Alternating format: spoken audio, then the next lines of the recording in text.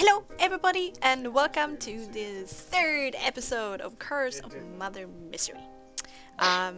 We have exchanged one player for the other because of scheduling issues, but we are super happy and excited to have Sir Asphodel with us tonight. And speaking of which, I have my wonderful players with me. Sir Asphodel is a silver dragonborn, and she's primarily a paladin. Say hello. Yeah, played by Eridux. And then I have the lovely Lady Lyria, the half-elf magus, played by Julie. Say hi. Hello. And then we have D. Crocus, a gnome ranger, played by Sean. Say hi. There will be mushrooms. I offered 2,000 gold. Yes. And then, last but certainly not least, we have Nix Navarre, the Stani, Tiefling Bard, played by Adrian. Say hello. Hello. Nice. And we are playing tonight the module called Curse of Strahd, but it's been changed, improved, transformed into something a little bit different, and played within the system and the setting of Frostmark. As a bit of a content warning tonight, there's going to be bad language, gothic horror, and gore. So sit tight, kids. Yeah. And without... Ooh, what happened last time? The party traveled to the village of Barovia. They found a huge carriage. There was an auction outside, but everything of it was bought by a strange and mousy sounding tall half-elf known as Uncle Cantemir, and his helper, the brawny, big-stomached Periwimple, his nephew, bought the whole carriage and everything inside and transported it to his shop in town, where he welcomed the players to join. There were a little bit of a scuffle and fun interaction between the party and these people. Later on, they met Granny, who talked about how interesting they were and how Nyx should eat more, and about how Sir Asphodel should get herself a man and settle down. And they also met a peculiar raven that showed them the way with blue-tinged feathers. They met the sisters, Alenka, Sorvia, and Mirabel, the tiefling owners of the tavern, Blood on the Wine, where some revelations were had, and they also later on met Ismark Koljanovic and Irina Koljana, the daughter and son to the last burgomaster of the village of Barovia. They learned that they cannot leave the mists, that the count up in the castle is actually Strahd, the old conquering vampire and heir to the Sarovich Empire, that is apparently a tyrant to the Barovian people. And the party agreed to help Irina to be escorted to safety, because Strahd wants to have her as another bride. But she won't go with them until they have properly buried her father at the church, where there might be a monster in the cellar. Right. With that out of the way, we're going to return to the evening at the mansion. You were all sitting by the fire upstairs over here, and having that intense discussion about Strahd, mists, Irina, and what you're going to do next. I believe we left it off as having a rest and then going to the church in the morning, right? Yeah. Yes. But I will allow for some interaction between people or some alchemy if somebody wants to do that before going to bed. I would most definitely like to do some alchemy. I have to be Alright. completely honest. I had it pinned on my thingy, and now I've lost my thingy. Oh no, I don't know alchemy anymore. Oh, Yes. just go into Google Docs and search for click Is on it the pinned? one shared with me, and you should be able to find it. Okay. I'll try and find. Why I do this? Let's see. Yeah. It's gone. It's gone. Ah. I'm gonna be a year. Bear with me. Okay, whilst you do that, Nyx will go to, I guess, Sir Asphoda, who up until this point had been rather Oh, reinforcement. excited about getting some action. Sir Asphoda, I've never seen you this excited. Our relationship is but new, but is there something that you want to mention about your excitement about going to slay a monster? It is merely the unknown aspect of it. We're in a odd place and odd circumstances. And to encounter something most unique. Something different. Not like a beast, a bear, and whatnot. Something different? Well, I mean, welcome to Barovia if you're looking for something different. Everything here is slightly different than one might expect from the other islands. But Exactly.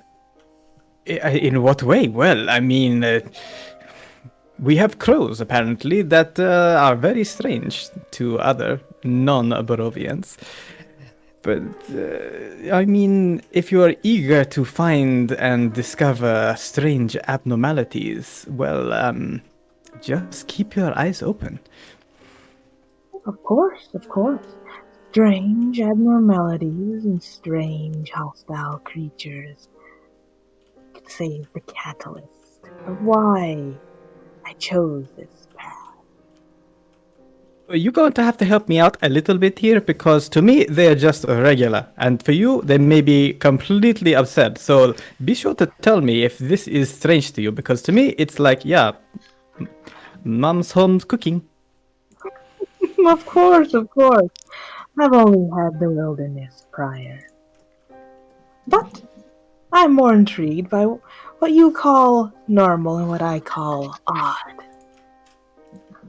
To be fair, I haven't encountered that many silver dragon balls before. So let's start with you. You are a little odd. But to me, that is curious. And maybe, Oh, no, maybe we could. no. I'm not the odd one. You're the odd one. Look, you're like a human, but purple with horns. What about it? Exactly. Very odd. Humans don't have purple skin. Nor do they have That's true. horns. There's a lot of units that are coming. Well, this purple skin doesn't look this radiant without a good bath. So if you would excuse me, I must wash off my guilt. And Nyx would walk away to find Alright. his room. Yeah. Ismark and Irina would be sharing a room tonight. So there's the servants' quarters, there's the big bed over there. And for the Dragonborn, since nothing here is really your size, they laid out some blankets and some pillows by the fire. She thanks them and just lies on this big pile of blankets, which is like half her body. Yeah, you have to like have one blanket for your feet, some one for your upper body. Like patch one it together. one blanket per foot. Yeah. Okay, no, it's not that bad. It's not that bad. You're only 2.9 meters. Only. Only that long. All right. What is Kraka's cooking in the kitchen? Ah, that goes back to the Smell. alchemy, doesn't it? Mhm. I'm gonna need your help, Grim Reaper. Yeah. I'm Yes, here. yes. I want to go buy. I want to identify mint, but it's been a while since we played, so I've kind of forgotten. Is that for me to roll? The stick that tastes like mint, from your alchemist knowledge, there's no essence in it, rather than it just has a plus mint. Okay, then I have an idea for it. Okay, Okay. I want to make a potion combining 2 claws of angry wolf boy, Okay. one very suspicious mushroom, and mint to give it a hint. Tastes a little bit better. Okay. I'm going to help you slightly. All right. So you wanna make a potion of greater healing? Yes. Aye aye. I'm gonna write down the thingies, so if that helps, like we got. Where are we? We got one of those. We got 2 wolf boy claws, Yeah. Yeah. and that Two. branch of mint. Yeah. 2 werewolf claws and the shade blade mushroom. So 2 salt basically, and we got mint, which does nothing. But yeah, I mean, just for added taste, added flair. For Absolutely. fresh breath. this is going to be a very suspicious looking healing potion, I tell you. They're my Very favorite. minty. That's true. What do I do? Well, what is the complexity of it? Is let's do this here. Complexity. The complexity of this is 2, so that means that blah, blah, blah, blah. I need to find the right place.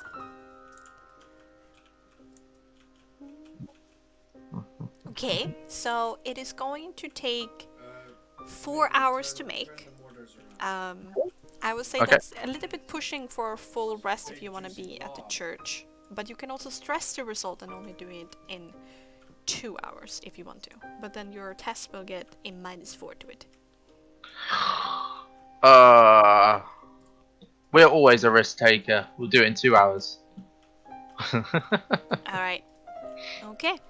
Then I want you to roll a 1d20 plus your intelligence and plus your proficiency in alchemy. Yes. Efficiency in alchemy. Give it, man. Oh, la la la la la la la. I do apologize. It hadn't crossed my mind. Where is it? Where is it? Where is it? Oh yeah. So it's +6 +6. Is that right? Yeah, your Intelligence is proficiency. 6. Your proficiency is 2, and your intelligence is 4, right? 6. I think it is. It's an 18. Oh, +4. Yeah, Oh 4. no. So it's a +6 in total. Okay. Okay. Okay. So just +6. 1d4. 1d20 +4. +6. Yes. Yes. Okay. Alright, I'm sorry. 17. Let's see. The DC becomes 10 plus. Okay, so that's a 16 for the DC. So you do make it, but you cannot make it in 2 hours. So do you want to stop or do you want to continue making it? Continue make it. So do I roll again? No, you just spend more hours. So I won't give you a full rest. You will only have a short rest this night.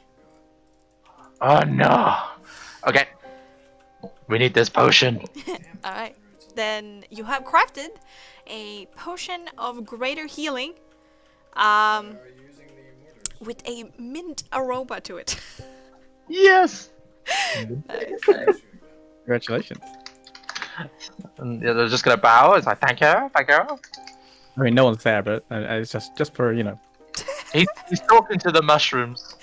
Okay. He's very proud of Sure. himself. Little crackers. He's like, thank you, thank you. Right, greater portion.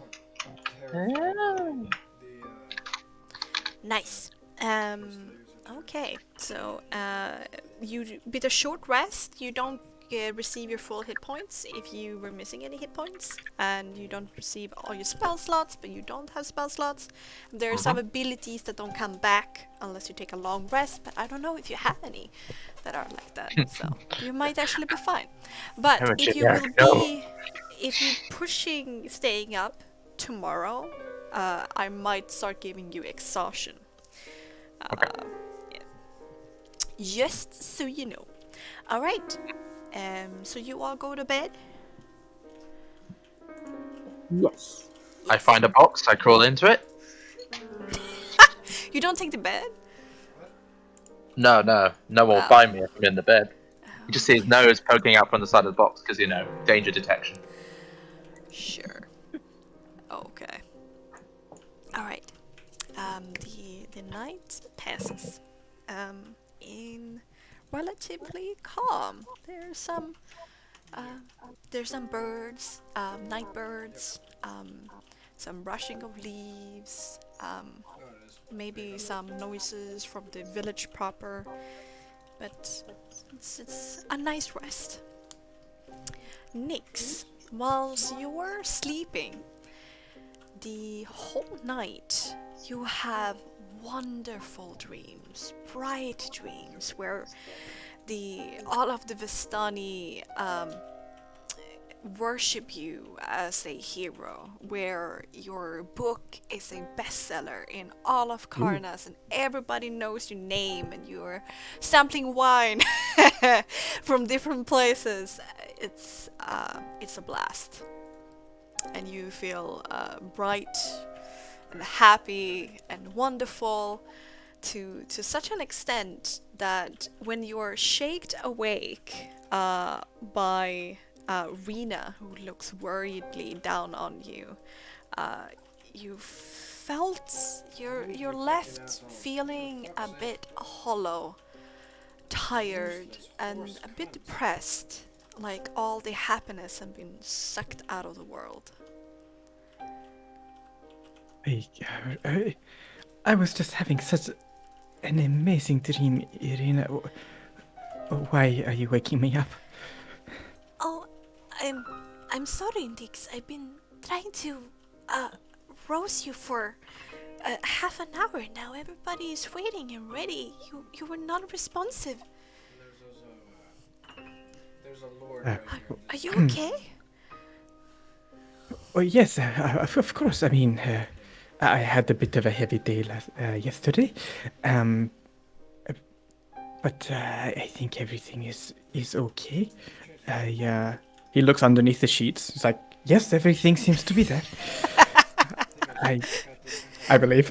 And she giggles a little bit behind her her hand. Oh, that's good to know. When you weren't responding at first, you were sleeping really, really heavily. Well, you know, Irina, a surefire way to wake up Nix Navarre is a sweet kiss. And he goes and pretends to be asleep again. She slaps your arm and says, "Oh, you tease. If you go down, there's some hot ale and some bread if you want it. But we need to hurry. Oh, you need to hurry before there's no sunrise left." But of course, and Nix will just get out butt naked, just right in front of Irina, just like without any sort of like embarrassment. He's just like super confident. It's Okay. like his tail like with just like lashes around him. Well, feel free to stay and watch if you choose, Irina, but I'm just going to get rest. She immediately puts hands in front of her eyes and like screams a bit like, "Ah! Why did you do that? I'm so sorry. I'm leaving now." She hurries out of the room. All right, I'll get dressed and head on down. All right. You're all standing in the foyer, in the entry, in the hallway of the mansion, and Ismark has prepared like a coffin and placed his father inside, and you're all ready for what you're about to do. A bit worried though, since Nyx have been sleeping for so long. I'm sorry, everybody. I had a little bit of a heavy night. Won't happen again. Can't promise that, but I hope it won't happen again. Are we all ready to head off into the brave unknown? Yes, I believe we are. Krakus? Where's Krakus? Crocus is still in the box. Where is this box? Oh, it's by the front door. Oh, It's that little cylinder box. you probably woke up from like Ismark like a quarter ago, of, like putting the father into the coffin and then moving into the foyer. Crocus is like, yeah, alright, fine. And just slumps out of a box. Oh, there he is. Irina walks over to the coffin and places a hand on top of it, and she says, I'm gonna see if I can get rid of those. I'm sorry, Father, that I can't be there when you're buried. You know that I would have. I look back at all our time together with fond memories. Thank you. I will miss you. Let the gleaming Lord have you and keep you in grace. And she steps back, and Ismark goes, Irina, remember, as normal, walk away from the hallway just in case that the devil is just outside the room and immediately locks eyes with you and makes you invite him in, okay? I know, brother, I know. Thank you all for doing this. I will be waiting here. And Irina walks further into the house and closing a door. Stay safe. I will try.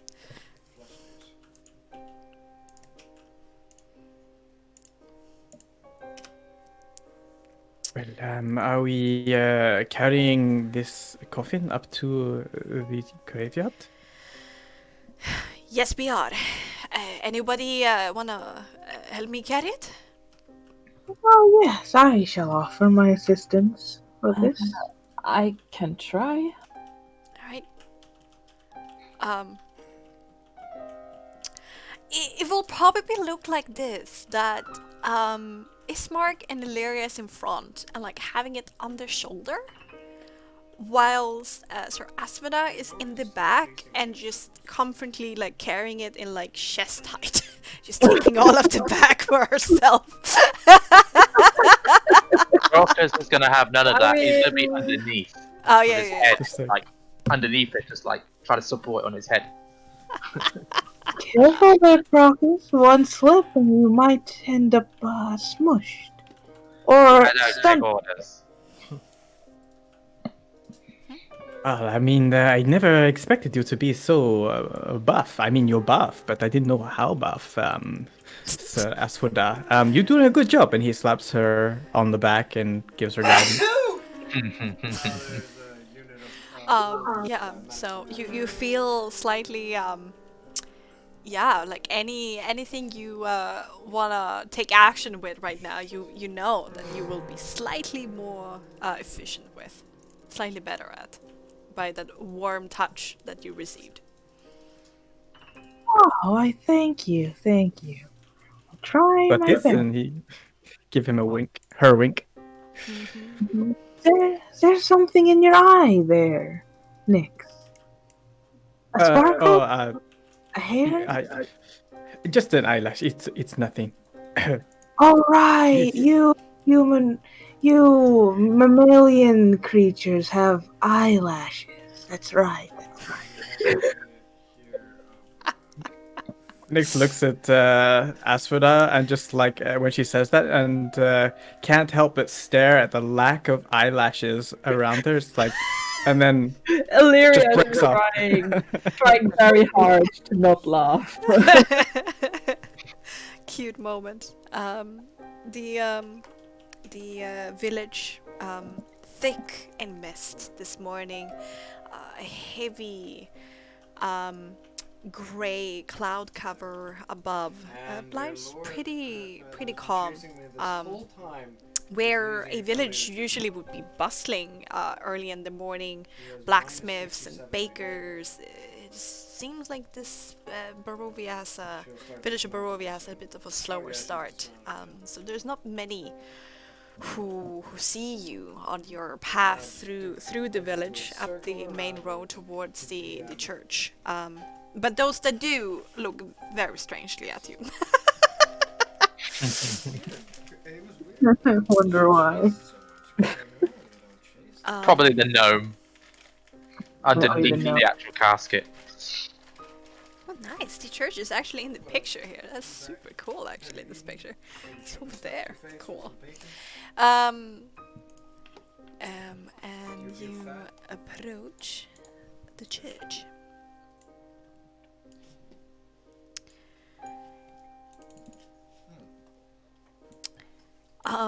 From outside, the church looks, it sits atop a slight rise against the roots of the pillar stone that supports the castle way above you. It stands grey, a sagging edifice of stone and wood. This chapel has obviously weathered the assault of time, and is worn and heavy. A bell tower rises towards the back, and a flickering light shines through holes in the shingled roof. The rafters strain feebly against their load. And from inside, there seems, like, even from here, you can hear the muffled sounds of a male voice, a deep male voice.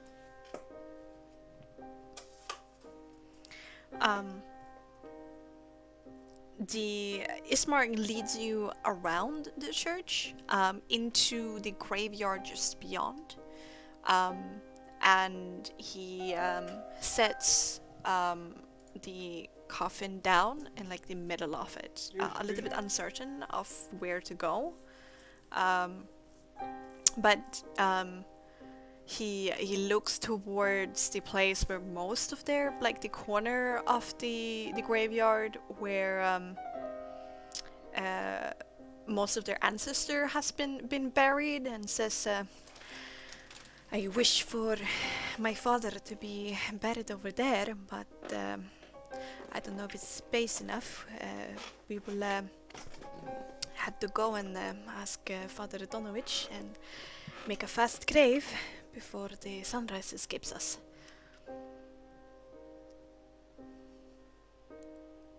You mean we have to dig? Would we go? Sometimes when I eat a lot of Oh, Well, what is a grave? does anybody have a shovel? I lack such. I mean, it's a graveyard, right? There should be one around here somewhere. Oh, I was asking for convenience sake if anybody has one on them right now. Crocus looks at his ladle. Ismark points towards like a little house on the backside of the church and says, that little storage area usually has tools. I'm certain that we were able to find a shovel or two. Well, I'll be back with a shovel, hopefully.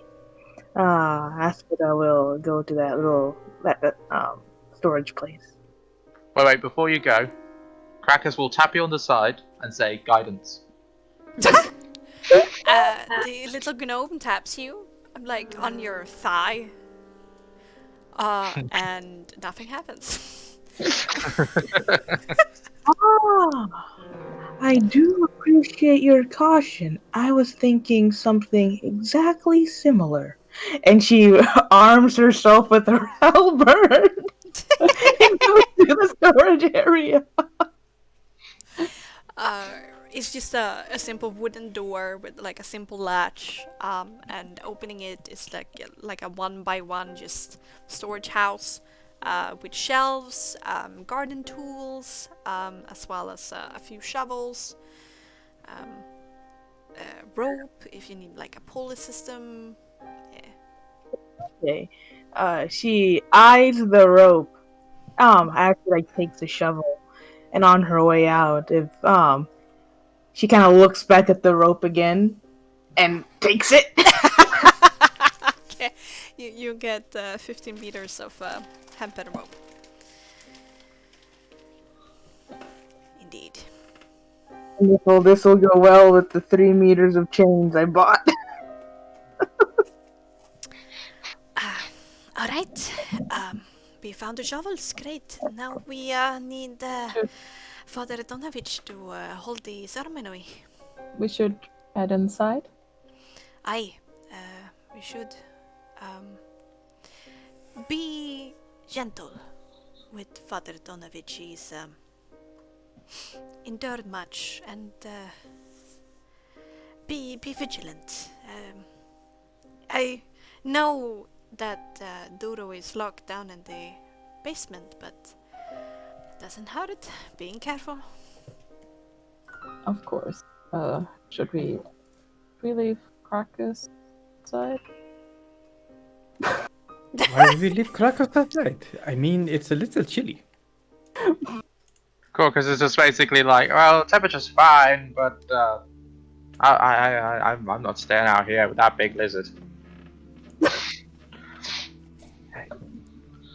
She has been a good accompaniment so far, Krakus. Maybe, he like goes to the side of Krakus, like, maybe keep the very obvious fact she has no eyelashes to yourself. She has no eyelashes? No eyelashes whatsoever. How Hey, about look. that? Crocus is like looking in horror, just like, oh.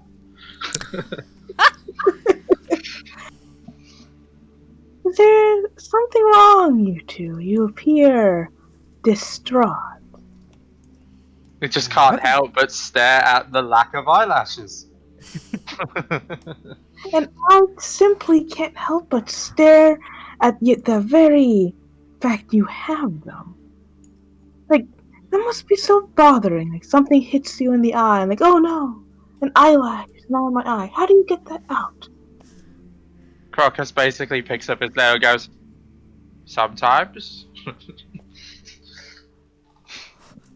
What? Wow. Wow, that's okay, I'm sorry. Yes, let us head inside before we get a little bit too carried away with labels in the eye. Okay, I can imagine the scooping. Oh, okay. Oh no! I'm sorry. Whew. Let's have some stair vision. And where,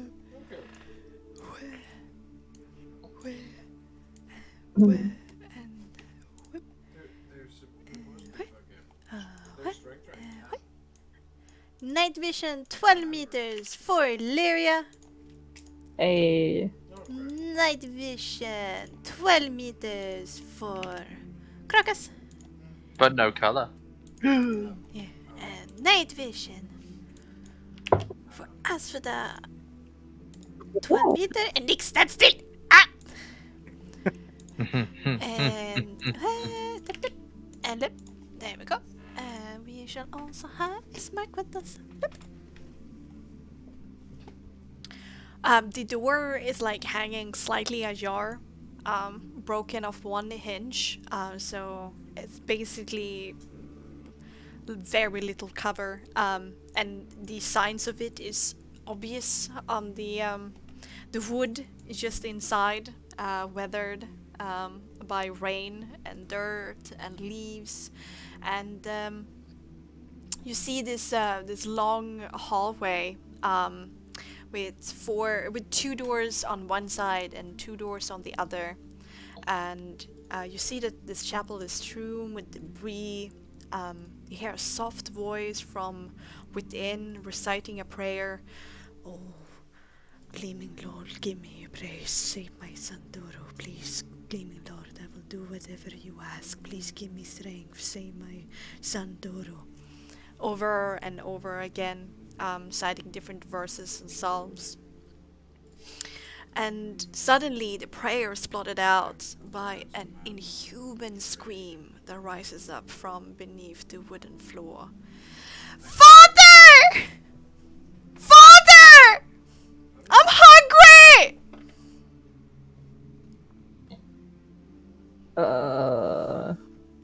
Right. Joke.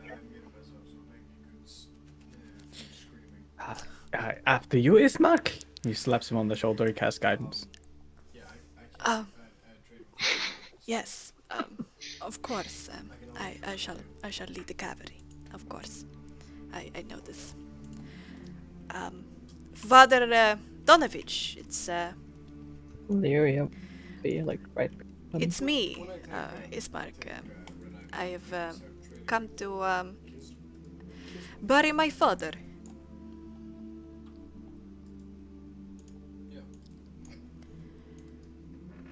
I hope I'm not disturbing this morning. And turning around is this slightly chubby old man, but is obviously have started to lose weight in rapid time. Clammy, white skin with dark circles underneath the eyes and large bloodshot eyes, trembling fingers. He stands up from the altar, and there's a bit of a smell like he haven't bathed in some time, and he stands up. Ismark, I haven't seen you in some time. I don't know. Is it? Oh, it's sunrise already. Some time. It's been about a month, Father. I am sad to say again that I don't know how to help you. You do not need to help me, Kolyanovich, for the Gleaming Lord will eventually answer my prayers and restore my son. This I'm certain of.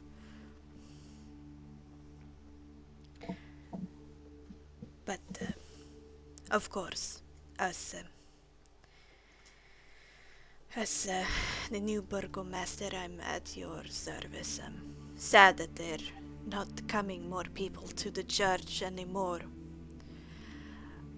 Well, that is kinda your fault for keeping Duroda. People are scared, and you know this.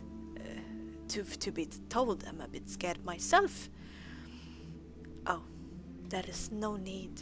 My son is still himself. It's just his hunger. As long as he's down in the basement, everyone will be safe. But I just wish that they would trust me with this. But his screams can be unnerving, I guess.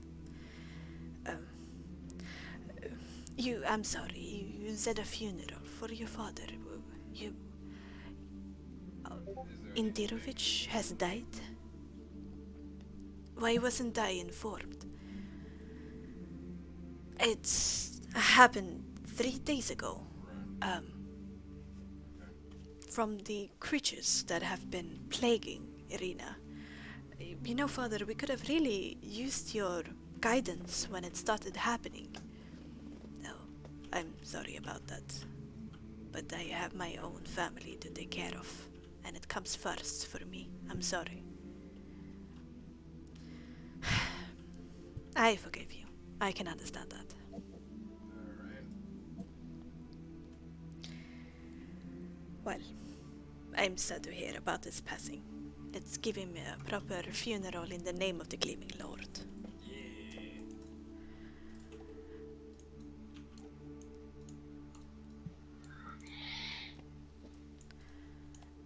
Has the body been transported here? Yes, it's just outside. Alright, I'm ready. let's dig a grave and recite the rites.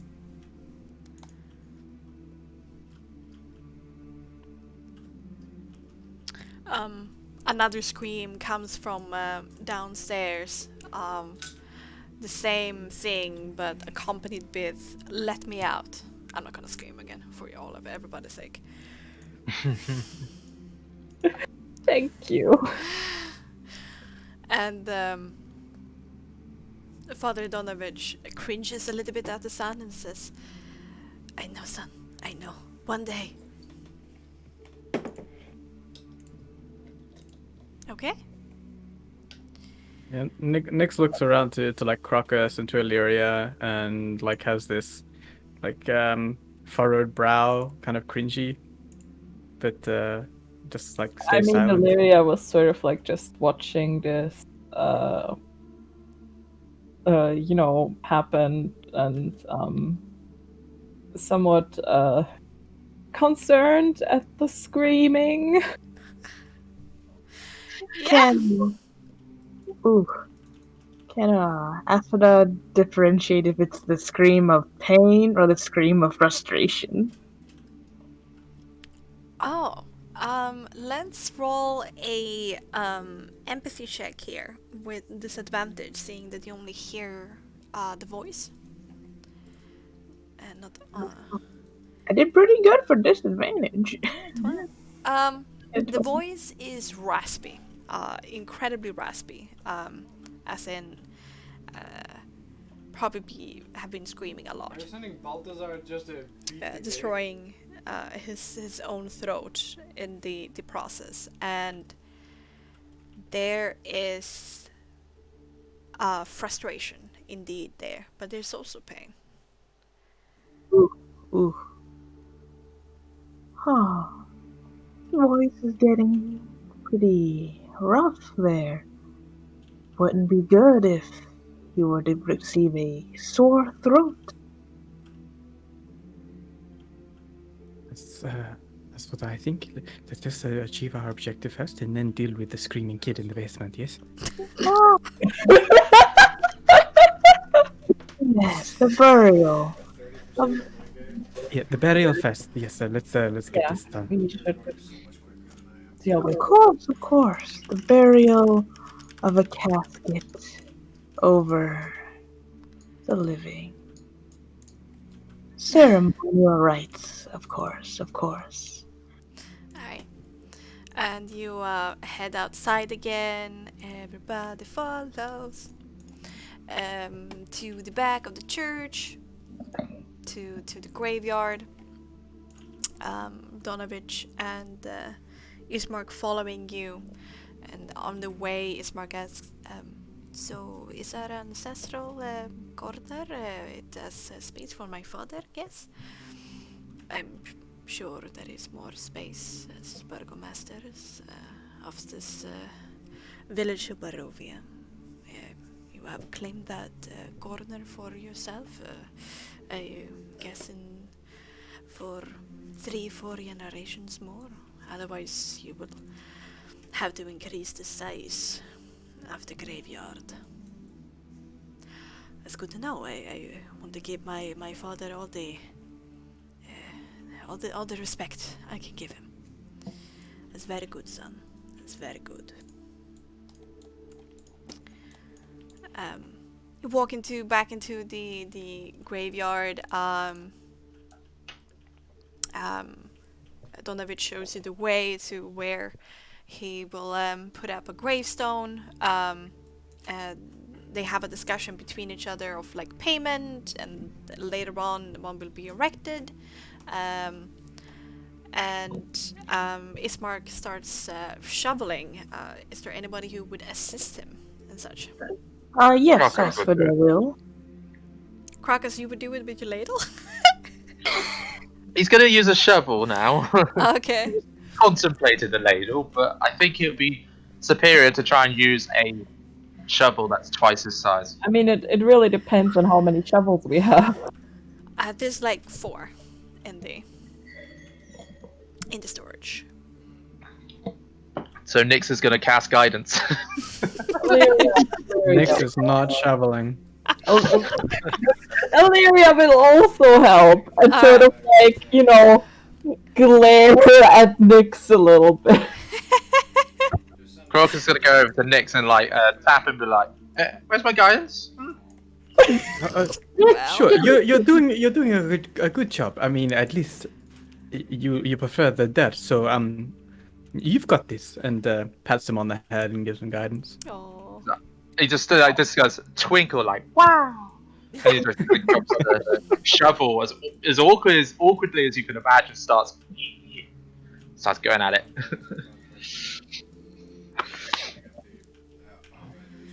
All right.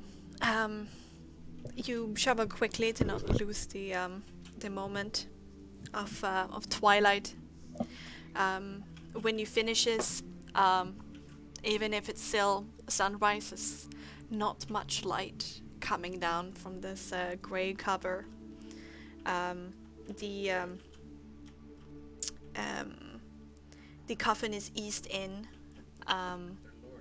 and Donovich takes the front of your little group standing by the grave, doing a motion of and here what's interesting for you, Sir Asphodel, this is clearly a motion that is in worship of Boreas, but it's like slightly changed, slightly modified.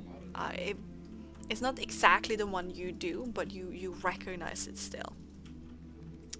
And he offers a prayer to Boreas, which again you have heard in the order, but it's also slightly changed. Some words in here are different, and whenever they would refer to the North Wind, they would instead say the Gleaming Lord.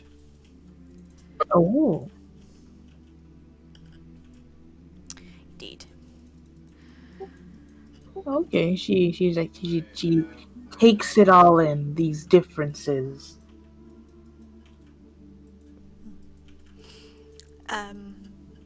Ismark says a few words, memories of when Indirovich taught him swordplay first, reading bedtime stories, calming him down when he scraped his knee and was crying. There's a lot of emotion and he's almost crying on the verge of tears, but he's trying to hold it in and like respect to his father, but it's clearly in his throat as it's thick. And I want you all to roll a perception with composure, if I can have. No, you cannot. Sure. 17. Oh, I think can't wish my comfort. Oh, dude. Ah. They're shooting me. 14. They fucking bombed my guys. I think it doesn't. I don't get proficiency for this at all, do I? So it's just 1d20. Well, you do have proficiency in perception, right? You have skill points in perception. Oh yeah.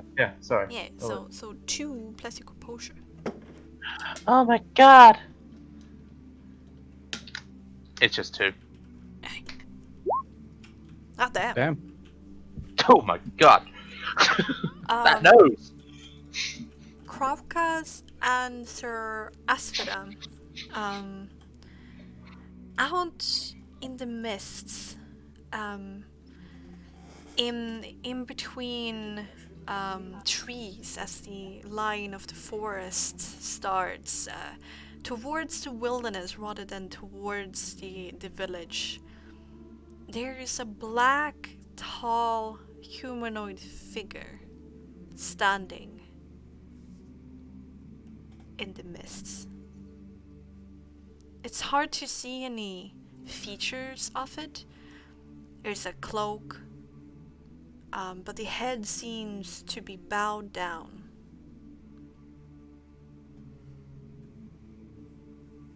Ooh.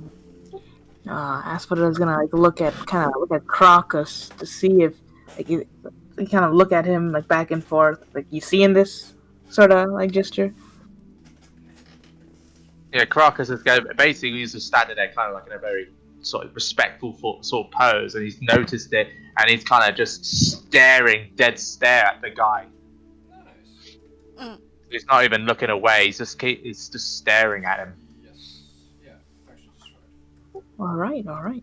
Asphodel will also like kind of look at this figure from afar. Just be aware of it. When a Silverborn's head is turned a specific direction, it's kind of noticeable. And so, Illyria and Nyx, you both notice that Asphodel is looking at something beyond the graveyard, into the woods. I follow her gaze, I don't have 700 gold. and then I'm gonna like speak out to Ismark. Do you have family that would visit the ceremony that you're not telling us? No family of importance. We have friends, but they're in Valaki. What are you referring to? Point him out. I See. don't. That's strange. He takes a step back, a little bit scared, and he calls out, Mister! Actually, Who are I there out in checked the for mists? integrity. For a second, the figure doesn't move, I and keep then thinking it about backs, Yeah. slowly backs away into the mist and disappears.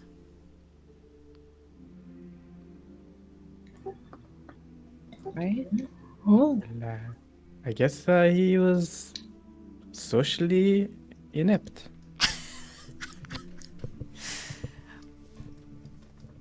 Maybe so. how? It's probably nothing, right? I mean, there can you just been some person from the village? Maybe. Let's hope so. An eye How? out for any other visitors as you continue to dig. You're doing a good job, everybody. Clap, clap. At this point, it's more time to put dirt on top. So you're putting the dirt back into the hole. Every single time, no matter how far And you get. like 15 minutes, 20 minutes later, you have created a neat looking grave with the directions of Father Donovich.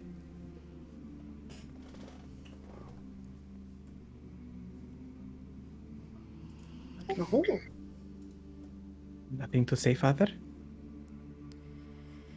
Other than, I'm sorry I wasn't there for Interovich. An old friend. We took care of the village for a long time together. You were friends, then. Yeah. Well, the orcs aren't going to be coming for long. It's hard to not become friends when he's the Master and I'm the priest. Is quite a situation you have yourself then to not be there for your friend, especially as you are knowing they were having some troubles. Is your situation really that preoccupying? They're clowns. My son is in constant agony, and Yes, we heard. Every second he risks straying from the gleaming light of our Lord. I'm gonna give you these. He's my Well, son. there is some good news for you then, Father Donovic. I have brought along with me a stranger from beyond the mists who is expertly adept in medicines. Perhaps he can help out with your son's condition. And he points at the dirty gnome standing by the grave. Oh, He looks not as much as well. He helped out, shall we say? But there's more to him than you think. This I can guarantee. I recognize that Oh my god. you three were outsiders. I've seen a few in my time. So I do not doubt what strange and miraculous Oh, you just got it? abilities and powers you bring into Barovia. But I offer my condolences. Things usually do not end up great or happy for you. Indeed, I would be careful to incite hope and a fighting spirit against the Count. what do you mean by that? Well, And a shield. Right. another group like yours came into town a few years ago.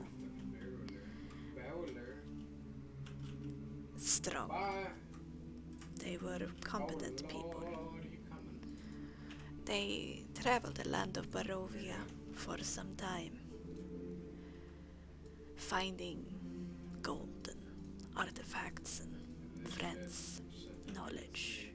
I'm gonna just give you They three came back three to the units, and you're village, just gonna do whatever the talked fuck to you want, okay? the young people here, and asked them to march up to the castle with them, saying that together they had a fighting chance against the Count. Very few returned, and one of them who returned was my own son, who grew mad during his first night home and forced me to knock him out cold and drag him into my own cellar of where he has been for all this time. Hope do not lead to anything good in Barovia, only tragedy. Make peace with your fate or risk the consequences. Strong words, Father, but something I noticed you didn't mention was that you have actually had someone who is knowledgeable about medicine take a look at your son. I mean, do you not wish him to get better? I certainly do. I pray every night and day. Then your prayers have been answered, old man, for we are here. His eyes open up a little bit and says, That makes it faster. I, Barely chance at I'm it. willing to try anything. Of course, but it's hard. Nah, He's dangerous. I'm in a fight right now. I have tried in the past, but Continue streaming though. Check it out. he is so crazed with hunger that he latches out. How can you treat him when you can't even touch him? Well, We got a big lizard. It's a good start. Thinking knocking him out cold would be a good start as well. we have our ways. Be Because- careful with my son. He's not beyond rescue. Of course, of course. He simply needs, how should I say, to be docile enough to be handled. Sure, through your experience, Later than normal. him in this sort of condition makes treatment near to impossible. Alright. If you promise on the Gleaming Lord that you will be careful and I might open that cellar door for you, but are you certain of this? My son has grown strong. Well, tell me, from the last time you've checked on your son, what sort, what sort of abilities has he displayed to you? The last time, increased strength. Oh yeah. No need to sleep. No need to eat normal food. I tried to throw down any kind of food that you can imagine, but he rejects them all. Yet he is still alive. Nice. And his teeth has become like a wolf's. I see, I see.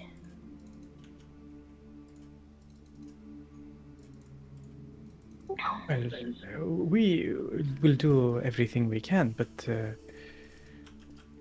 Father, it sounds like he's on his own journey now, Higgins. Alright. and perhaps it's not your son anymore. But nevertheless, we will figure this out together, and whatever happens, we will do our best to No, that's treat him with respect that he deserves, and figure this out. For you cannot sit here. Look at yourself. You need a shower, my friend. Showers are not important right now. And No, trust me, they're important. I hold you to that word, tiefling of the Vestani. As much He will as always be my son. fair enough. Fair enough. We will do our best. But if he lashes out at us, we have no choice but to defend ourselves as much as we can. Ultimately, we want to make sure that he is the ultimate restrained as opposed to slaughtered. And that you have my word on. I will do everything in my power to make sure he is restrained and not ended, should that become the case. At the word slaughter, his eyes like widen a little bit, and a bit of the shake comes back. And they swear on the Gleaming Lord that you will be careful with my son. Yes. I swear on your lord that we will be careful. Okay. All right. Do you wish to do this now? Do you have any other plans? Maybe a shower? Just saying. He scoffs. Can I ask real quick, just from the description, do any of us have any idea what it might be? Yeah, Yeah. Can I roll? yeah. Asphodel got an idea given her. Yeah. She'll like when the father kind of steps out for a bit and gets the preparations. Asphodel kind of like turns to the party, and says like in a very hushed tone, For some reason, "I believe his poor son loot is not that of the undead, that vampirism Yeah, fuck it. can come about, half crazed, perhaps." Alright. Infected, maybe. That would make sense,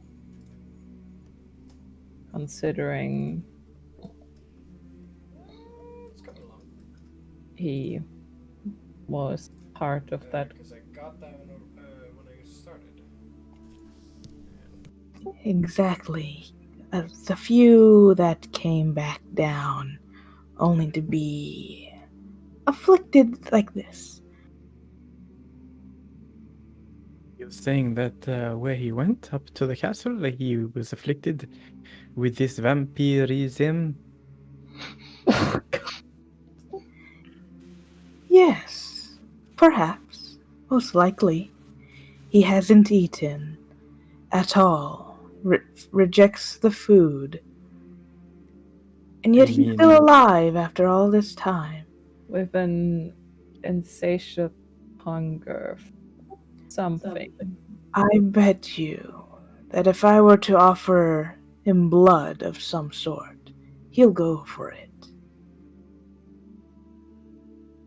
whose blood? I know you're angry with me, but please, there's only so much of Nyx to go around. We're not talking about you.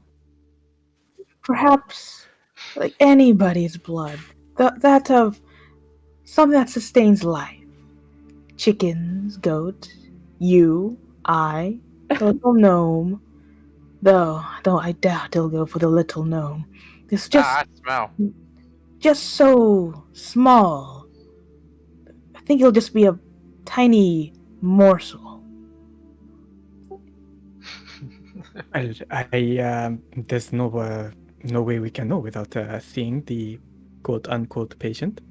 So shall we like get the father to unlock the cellar and figure out what we're dealing with here? Yes. Let's.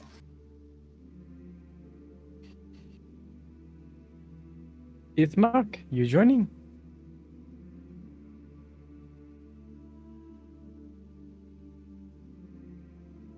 I can't hear you, Becky, if you're talking. Shit, I muted myself because he was talking. Ismark is looking a little bit wide-eyed at you all. Says, "You really think that this can be a version of the Duru became a vampire?" Or at least a half-crazed version of them, because of vampires. Well, if I could help to cleanse this church and bring it back to the values for the people, I would consider this to be part of my duty as a burgomaster. But I fear I'm not as skilled with violence as you two are. Sir Asphodel will kind of put one large claw on his shoulders, kind of cranes her neck all the way down. Says, "Do not be afraid. But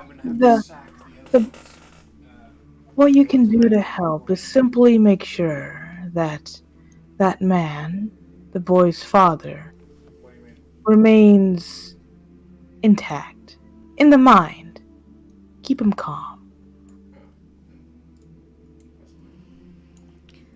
Alright, I will stay in the back, protect Donovich, try to assist where I can.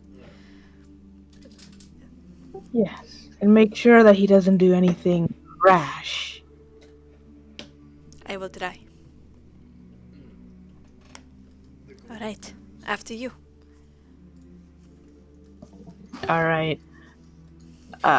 Asphodel will take the lead on this one. She's a big target.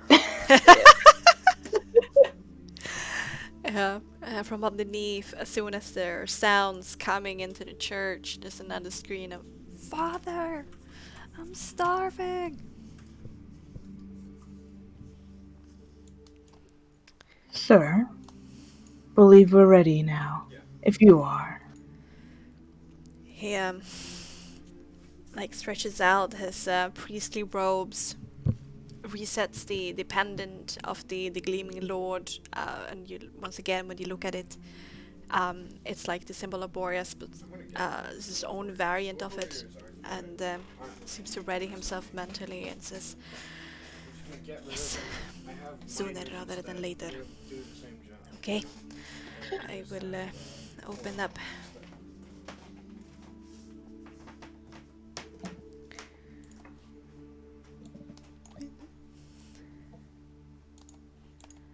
Oh, fit.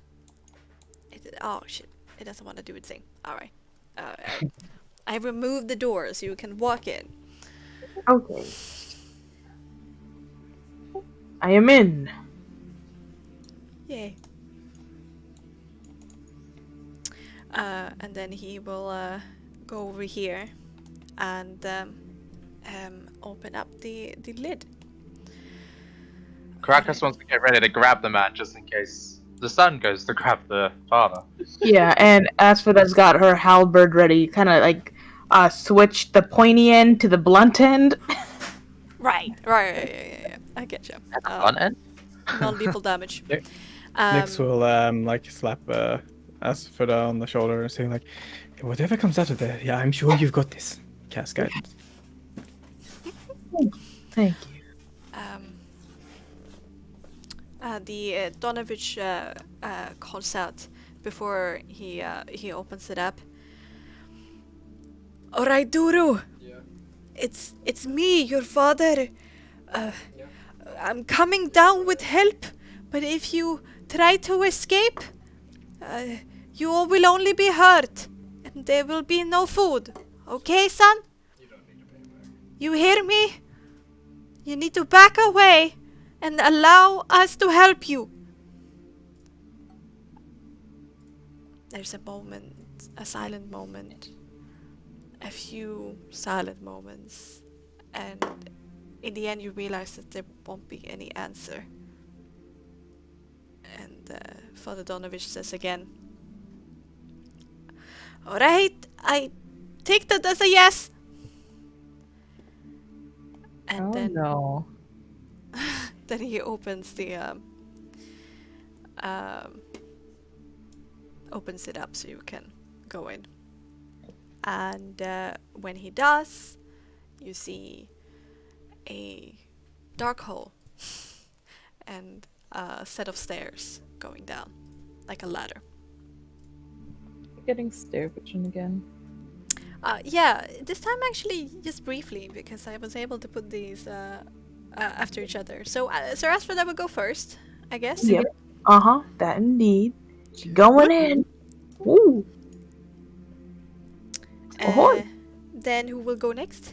I guess Illyria will go second. Alright. No, Caracas will go second. Okay, he tries to go second, but Illyria is bigger, so he goes third. Go. Just runs into Illyria.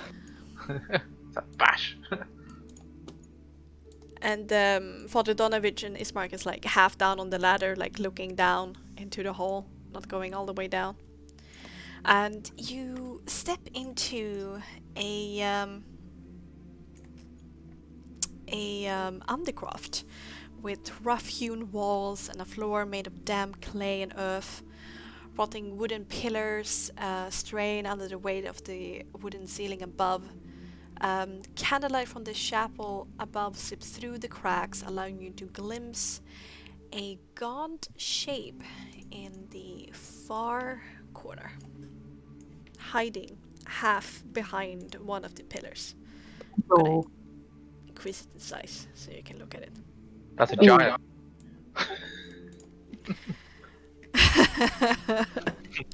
And it's like grasping the pillar, and like one of his, like the head is like looking out from underneath it. And looking at the pillars, as you walk down there are scratch marks all over them. Oh no. And there are scratch marks and small mounds where the Duro has tried to dig. But there's all like rather big stones that is met, and there's a lot of dry blood down here as well.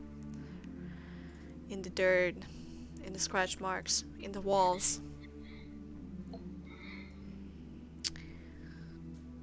And as you go down, more of a whisper this time comes out from Duro in the corner who says, "You know, I can smell you. I can smell your blood." And we can smell you too, buddy. Well, no need. Oh. I can see you quite well. You must be famished after all this time. You cannot fathom the pain and the agony of having a hole in your stomach that you can never fill. Are you here to ease my pain?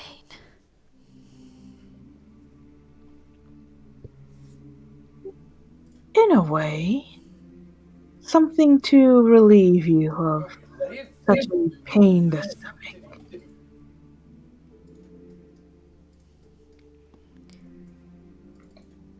Aspida kind of turns like to like the party and kind of says, "If he starts to lunge after what I'll be doing next, get yourselves ready."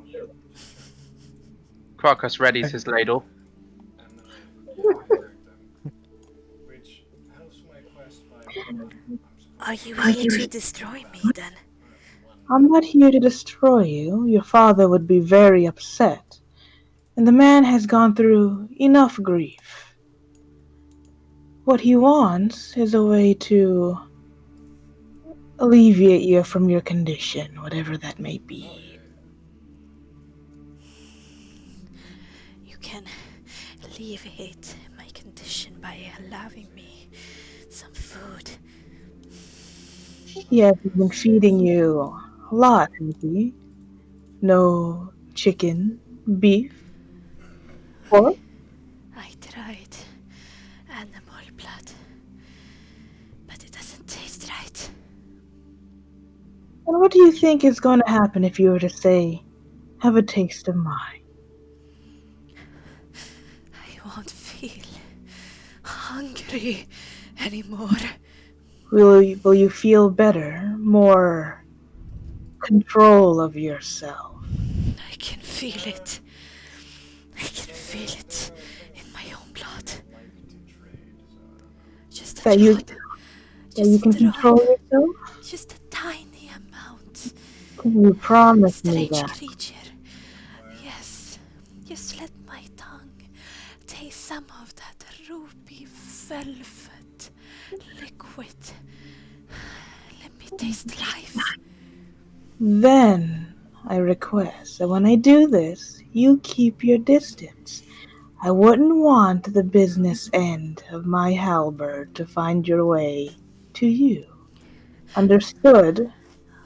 Alright, alright. As you say. Hurry up though. Alright. Starving. Asphodel will take the business end of her halberd and make a quick gash on her in the palm of her hand. Oh, immediately there's a gasp. And then and then pouring like the blood dripping off like her halberd onto the tip, she sticks it out towards him. Now go on. Takes a step forward. It's been so long. Oh. And he grasps the halberd to like hold it still so it doesn't waver. And he puts his head underneath it and see if he can catch some of the droplets that come off of it. And he's like shuddering in ecstasy as it happens. And in the beginning, he's very slow and deliberate enough to spook you, but then he gets like more ferocious and like start gobbling it down, like licking every like last inch of it. Once his tongue catches the blade, and it cuts his tongue, and he doesn't care about it. and a few seconds later, the wound closes itself. I never tasted anything so good. Thank you. Oh, but that was just an appetizer. You are big. There's so much in you. So much! And he's gonna lunge at you. Everybody got ready. Yeah. Let's go. Yeah, so anybody who is in range can do an attack if they want to. Okay. So you require Warcaster if you want to cast spells from afar. But I think you do have it. Yeah, so no problem. But do you have a ranged spell, Illyria? I actually do not. It's something I Oh. wanted to talk to you about since I'm never using the rival stuff. Oh, okay. Well, But we can not talk right about now. that. Yeah. But yeah, no, I have Firebolt, but I do not have Warcast at the moment. Alright. Okay. Good to know. But let's switch up the music to be a bit more fast. That's not fast.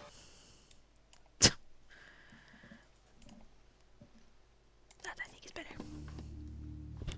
No? That's too creepy. Let's go with this one. And we shall have initiative as well.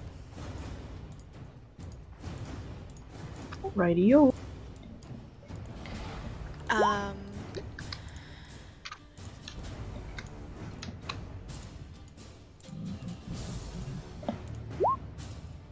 You damn. I recall, Okay. it's just 1d20 plus 2, is it? Yeah, for you is that. Damn.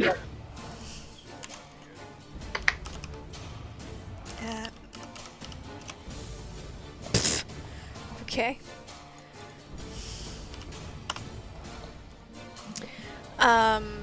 So I will allow you guys who are able to make a attack before we go to combat order. Alright. Because you were prepared for the launch.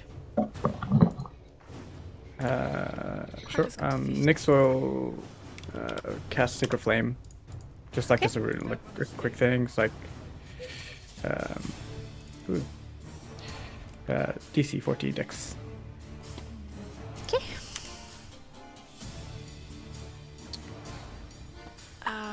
Right. Ooh, no. 6 radiant damage. 6 radiant damage. A light comes from above his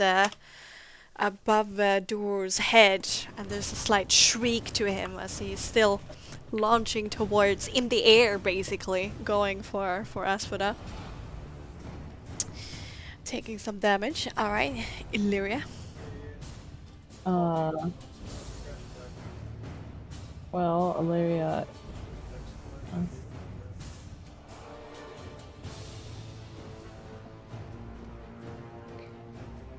Wait, is flanking a thing?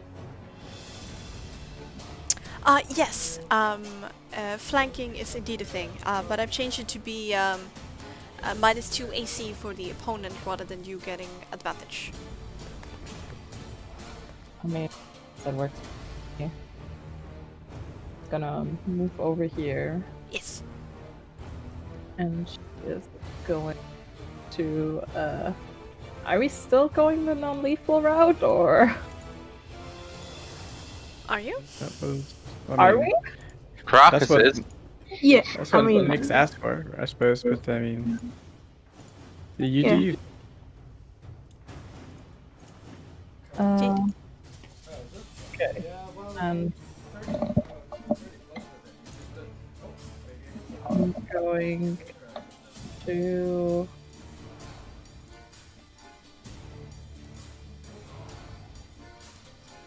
as a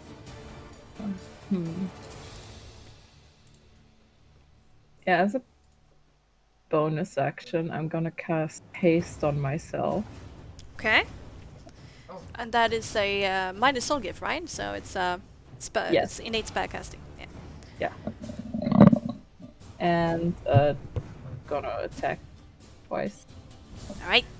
You stabby stab. They had an army standing non-lethally. You can say non-lethal. It basically means that you're Yeah. trying to target I know. non-lethal spots. Yeah. Yeah. A toad. So sorry, I need to fight my way around my sheet again. It was some time ago we played. Yikes. Yikes. Duro is surprisingly nimble for being down here without food for some time. That adds to it. But you catch your hand on as in his dodge, knowing where he's going. All right, let's roll damage for that second hit. I need to get that. All right, 8 damage. Turn. That's her too. Okay.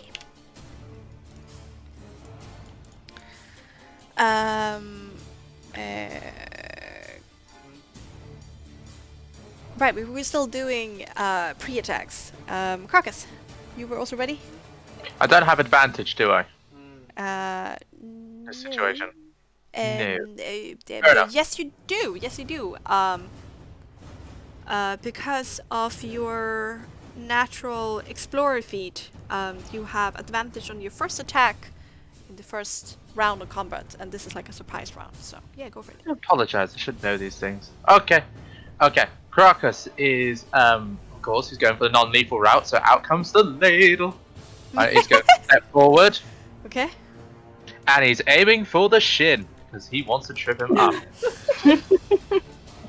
He wants him to land on his face in all hopes. You can, if you want to, make a knockback attack, swapping damage from to a check instead to see if you're able to knock them prone. This is the best thing ever because it's going to head it towards Illyria. Okay. So what do you want to do? Definitely going to go for a knockback. So first, roll to hit.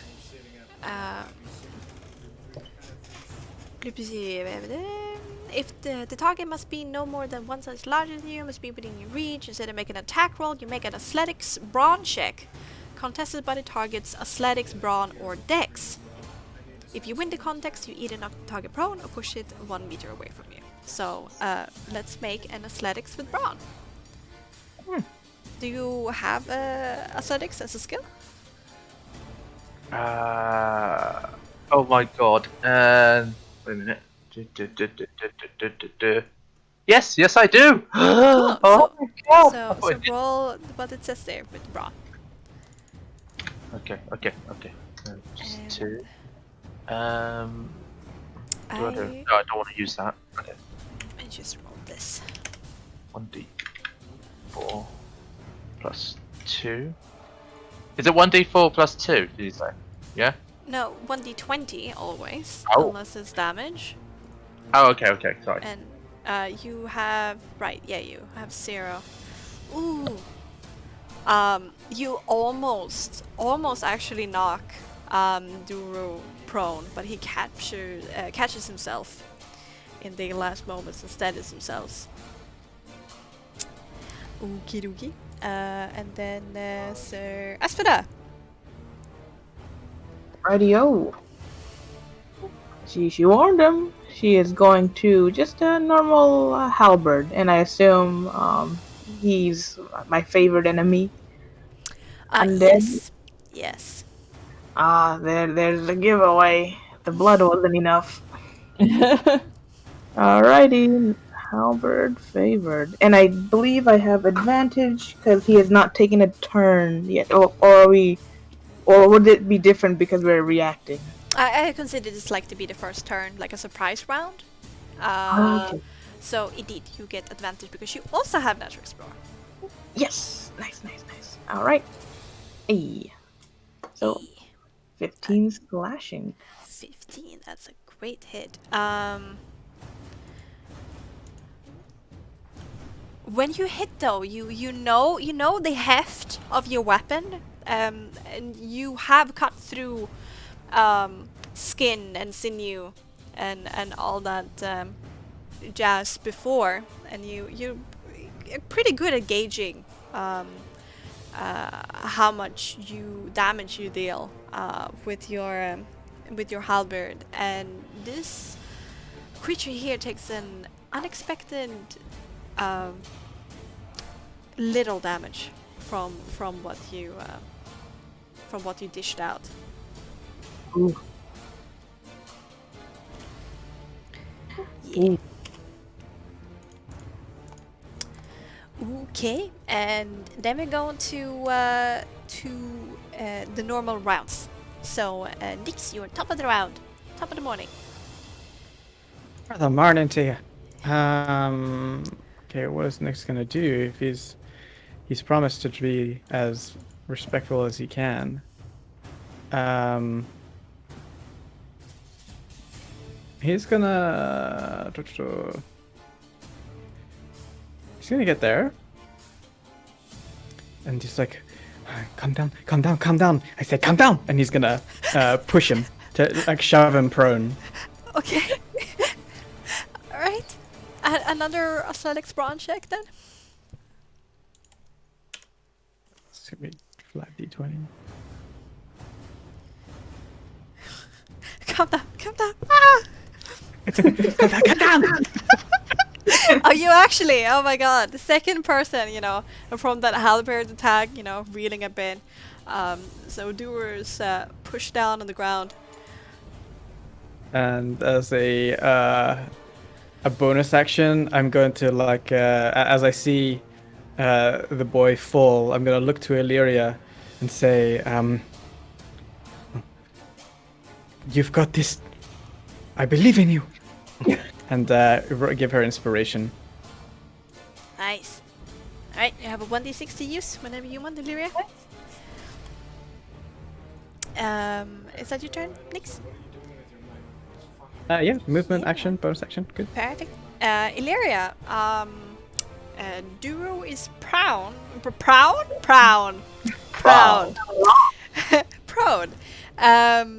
So, considering you're doing a melee attack here, you have advantage, and Duro also have -2 AC because he is flanked. Does he look very hurt yet?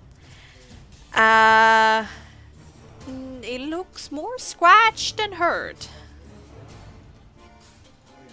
I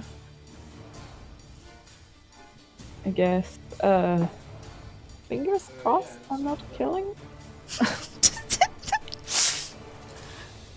I would like to use the martial arcanist to D+4. Mind right now. You sound pretty good right now. To attack with my rapier. Okay. I don't know what you did. Cool.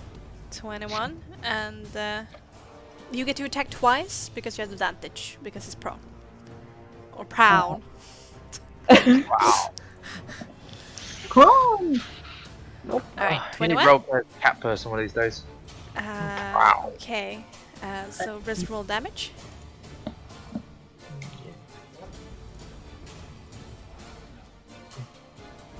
Sound the same. Still. A little bit of hiccup. 9. 9. Alright. And for your second attack, your And magic then attack. you sort of like grab him with the other hand that's like crackling energy again and use shocking grasp. But now there's. Alright, reaching down. You sound fine. Alright, roll it once Not again. me. See if you crit. It's okay.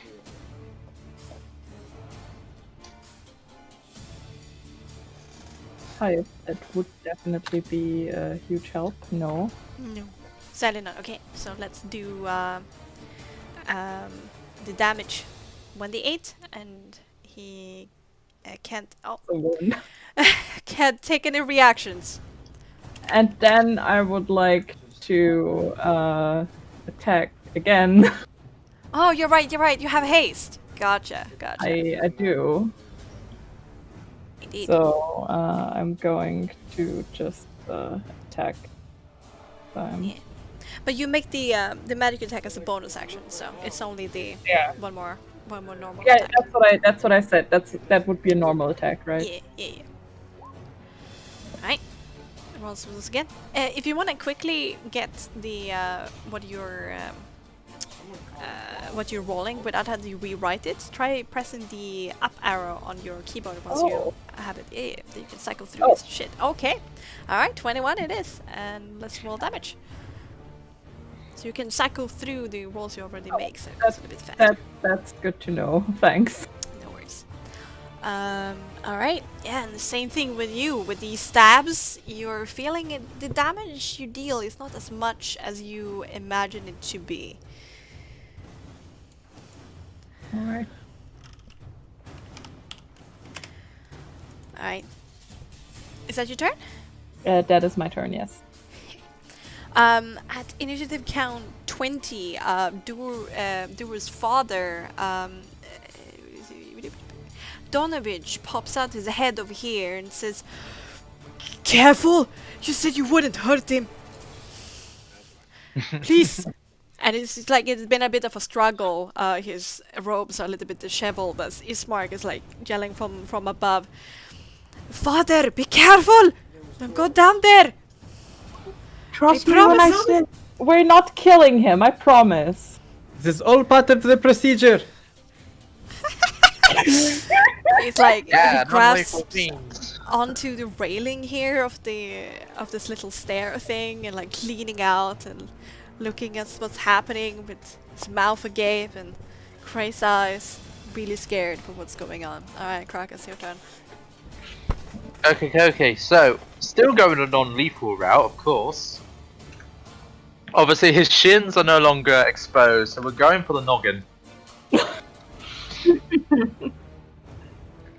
Right. Oh yeah, and of course, I am trying to knock him. Well, he's not prone, but I'm trying to knock him extra prone. Knock him out. Knock him out, okay. So you're gonna deal non-lethal damage, absolutely. Non-lethal hit to the face, unfortunately. Go for it. Alright, roll once again because you have advantage. Okay, so it was just 1d20 plus 2, wasn't it?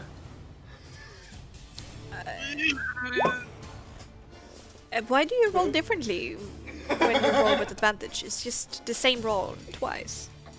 Oh, right. Oh, yeah. But with your ladle, don't you have just +4 to attack? Do I? Yeah, because you don't add archery to it. So you have 2 in proficiency, 2 in dexterity, so that becomes +4. Okay, And then so whenever you roll archery, then you have an extra +2. Okay, so when it's 1d20 to hit, then you put +4. So if it's Yes. archer, it's +6. Right, Yes. okay. So basically, we have an 18 and a 20 to hit. So definitely, your ladle connects with the nose of Duro. So let's roll some damage. Okay. And we're not trying to cause damage, Well, it's trying to knock him out. yeah. The thing is, when you deal non-lethal damage, it won't lead to death saving throws. It will lead to the status condition of unconscious. So he will Okay. become unconscious. I'm applying something else here. So 1d6 plus 2, I think it is. No, plus Yes. 4. Plus Oh, no. 2, just your dexterity modifier. Bear with me, sorry. Yeah, plus 2, sorry. Oh, come on, where's the right button? Plus 2, and unfortunately then it's 1d8 as well because of my trait, which is the Colossus Slayer or something. Yes, indeed. Yes. Yay! 14! Alright. Knock him out! Knock him out! That's your turn, Carcass. You just hit them with the ladle. Yeah, with It's a my bit bed of back and ladle, yes, I hit it really hard, but It's a bit of a crack sound as it connects and the sound. Crockett's like, yeah. Anyway, All right, Sir Aspida, what you All gonna right, do? it's time for her to keep him down. She's not going to use her halberd. She's going to put that, stow that away as an object interaction. First object interaction. The second one, that rope she got. Oh, I gotcha. I She, gotcha. she's gonna, before she whips out any chains, she's gonna use the rope. It's a bit more like gentler, and she's gonna go in for a grapple on this prone man. Get Ooh. down there. Get down in there. Get down and dirty. Um, you can use the attack action to make a special melee attack, a grapple. Target of a grapple must be no more than the size larger than you, within reach, using at least one free hand. Um, It'll just be a normal attack. yeah. Okay. It'll say halberd favored, but it'll be the attack. Oh no, roll. you do a grapple check, which is once again an athletics brawn check contested Oh, by got it. athletics Okay. brawn or dex. I'm decent at these. I got it. I Decent. lied. Oh, the dexterity of sadness. You need to use. That's no. 14. Well, let's see. Yeah. Yeah. Okay. Yes. He is surrounded, sprattling on the floor with a broken nose. So, oh, it is what it is. And yeah, he is grappled. That means he's restrained, and he has disadvantage on attacks. All right. And can I flavor that with the rope, Yeah, she's sure. about Yeah. to. Yeah, she's about to put stuff this rope in his mouth. Lol. Yeah, sure. Okay. Keeping the That- fangs away. Yeah. I see. That's turn. Okay. Let's use this symbol. Perfect. Okay. At the start of Duro's turn, his nose resets itself, and some of the open wounds close up.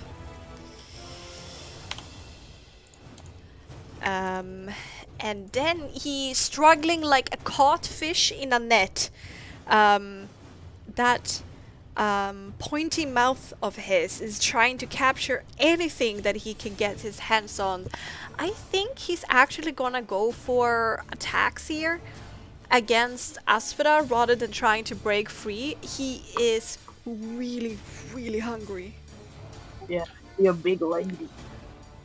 can I respond by putting the ladle in his mouth in his attempt? I am in range. Can I? On your turn. Okay. On your turn.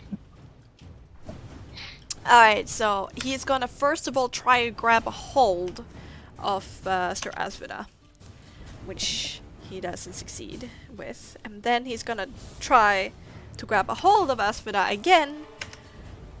20. Ooh. Nice. So yeah, he's just holding on to you and trying to force you towards his mouth, basically, like shouting out, "I want your blood! Give it to me! I'm starving!" Yes, I know you want the blood. I need. Calm down first. Goodness. And yeah, it's gonna be our vampire's turn. Go back to you, Nyx. Nyx really starting to panic. It's like, oh, this is not going so well. This is not going so well. And he's gonna look down to Doru and does he look like his wounds are closing up, right? So Yeah. he doesn't look too He still looks wounded, hurt. injured? He looks still wounded. This seems like the regeneration process is slower than the amount of damage that you have right now given him. So if you give him time, then probably he will be hardy again. Okay. I'm gonna put my arm closer to his mouth, and I will say, "Well, he's so hungry. Eat this." And I will just the moment it's like close to his face, I'll cast poison spray down his throat. Oh my god. What? Jesus Christ! Not lethal mean. What? Psych. It's only 1 point. Okay. The 1 point of poison. Alright, versus vitality. C. Key. It's yummy tiefling blood.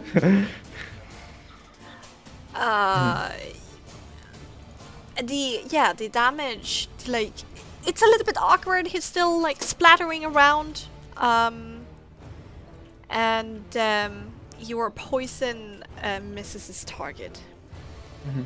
Spatters across the side instead. Okay. He's restrained and prone. Yes. I will take a step back and I'll be like, hey, I'm not sure this is how the procedure goes. Yeah, he's also affected by, I think, the crackling, the lightning, so he can't take reactions either. Until now, when it's Illyria's turn.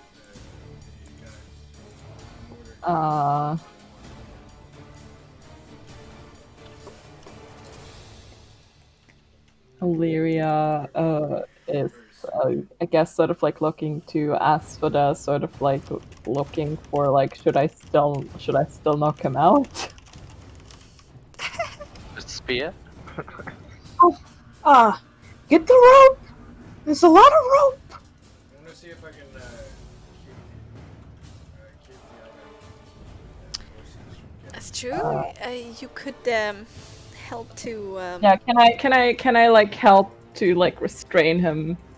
further. Yeah, I would give him disadvantage on attempts to break loose, if you do.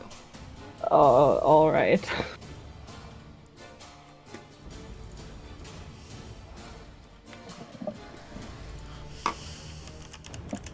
Then that's what I'm gonna do.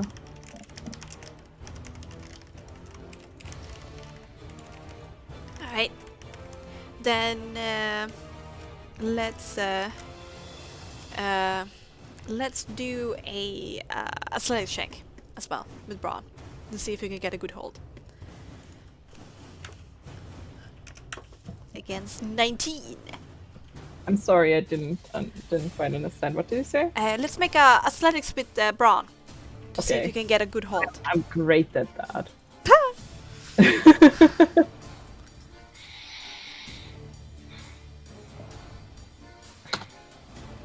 But that's not too bad. Close. That is not too bad. Question is if you would have. I mean, it's technically yeah. I mean, you would have advantage on it since it's a melee attack. It's a melee special attack, and he's on the ground. Oh. Slightly better.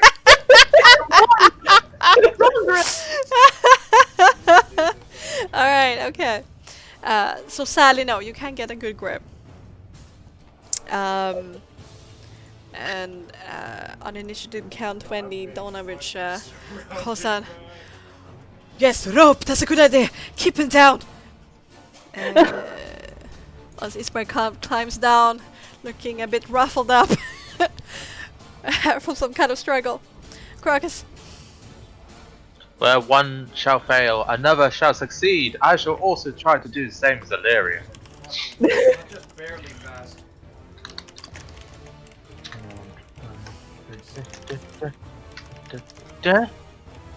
Skadoosh. Skadoosh. Skadoosh. Alright, roll the same thing again.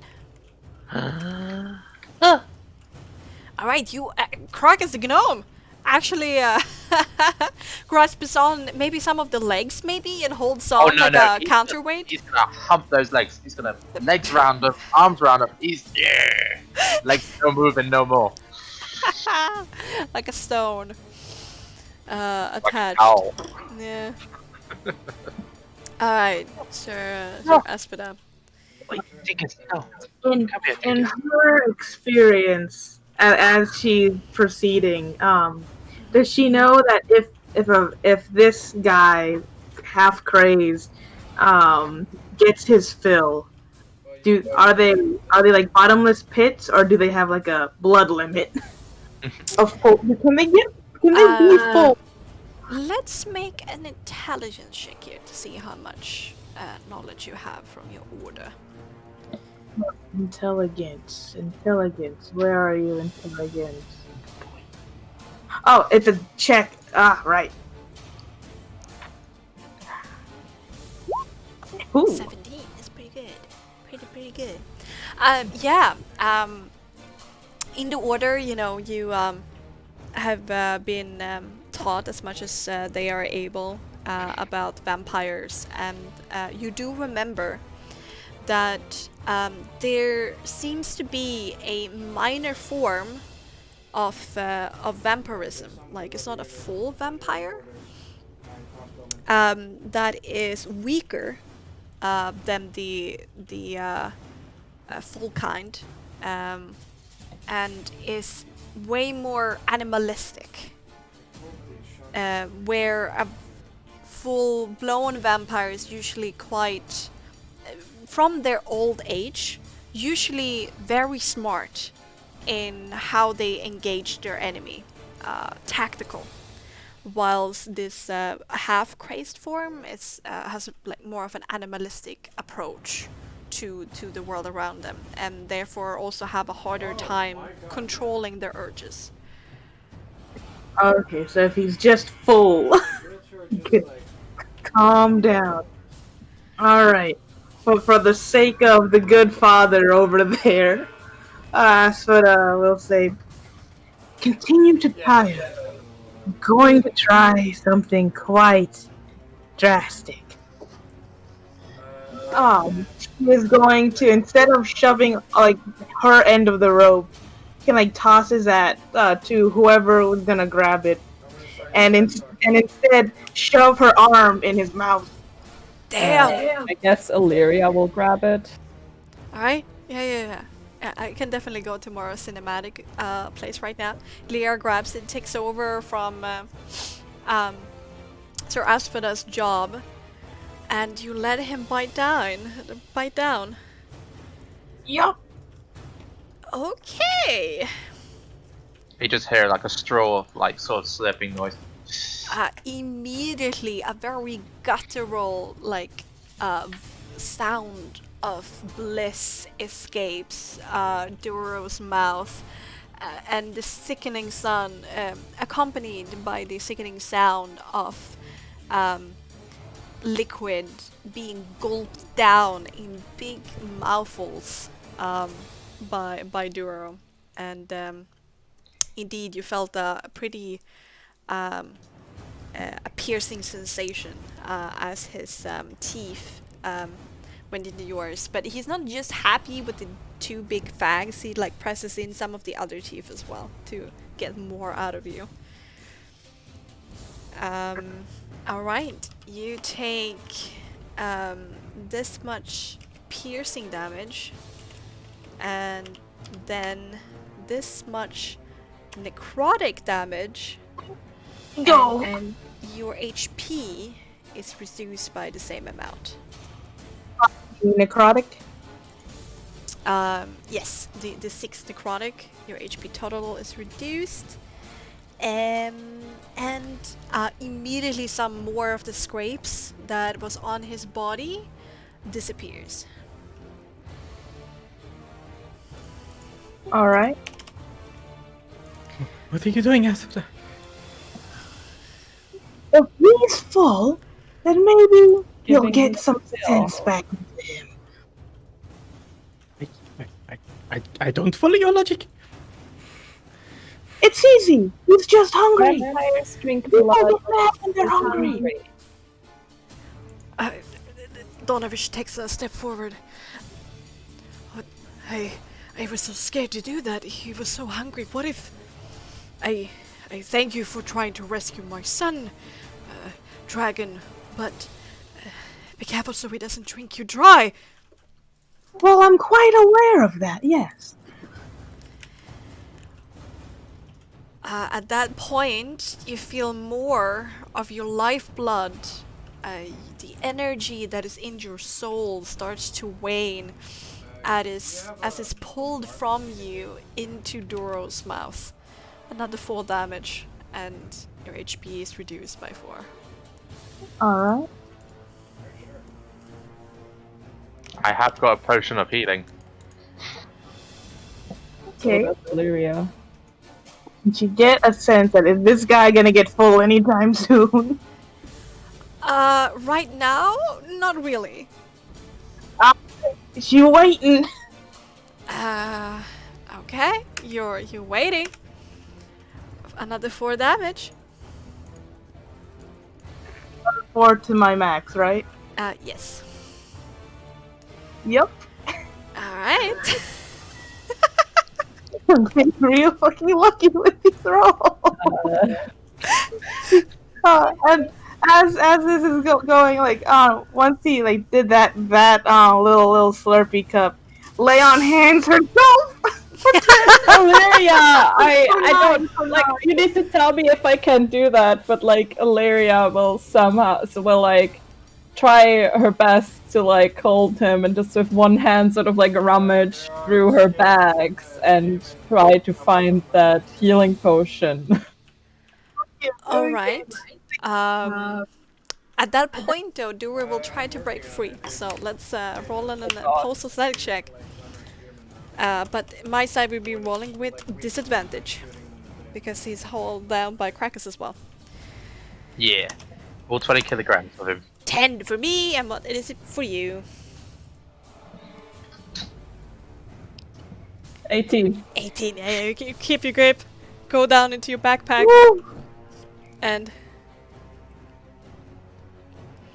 well, the actual damage that Sir Asvedas received is Oh, yeah, like right. 9 It's in the like- beginning. The other damage The lowers other the damage is HP like max. his max. I know, I've been bitten by vampires before. Like, I didn't have a good time last time I did this. Alright. Okay. Yes, I got 1 point of lay on hands left. She's still letting this go. Okay. Alright. Like saying, like, keep restraining him. You know, like continue, proceed. Okay. Another sucky sack. What the fuck I'm is with doing this great. force? I'm loving these 4s, by the way. So how's Aswada looking? She's looking paler than normal, and it's kind of hard to tell, you know, because she's already quite pale. But I there's some mean, clamminess on the Aswada's forehead. still Yeah. But there's still red blood rushing through the veins, so that looks blue, you know, from an outside point, Yeah. and they lessen in I'm violence. very concerned for your well-being. That's one way to say it. That's one way to say it. I'm doing all right. I know my limit. If it gets out of hand, well, I'll be aborting. At least he'll be tied up. So keep that up at least. Alright, and then 6. Breaking the street. Alright. And finally, the drinking slows down. And the grip on your arm becomes less frantic. And he takes one last slurp. Yeah, 6 again. Wait, it's supposed to be a 1d6? Yeah, it's supposed to be 1 to 6. Okay. Cool. And he drinks less. And he leans back his head up towards the roof, his mouth open. There's like a blood trail going down one side of his mouth and then the other dripping down on his chest, and his whole mouth is just crimson. And he says, finally. And he starts licking the side of his mouth, his hands, like every last drop. Can we let you go without you losing your mind?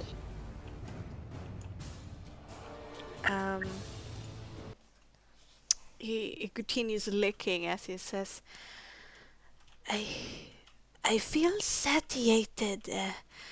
I don't feel any need to burst open a vein all this time. And he looks up to you with like earnest eyes. I don't want to hurt you anymore. Oh, well, that's a relief. Because I hope we're not doing anything major after this. I need some rest. And she's gonna like get off Yeah. him, like remove her arm out, kind of inspect. Illyria will slowly but surely, with like one hand on her rapier, just let him a bit looser. Is that wise? Yeah. Nyx is gonna go over to the father. Mhm. He's gonna be like, Father, Last volley. Send her to the as you saw, the procedure was a little bit deviated from what I expected, but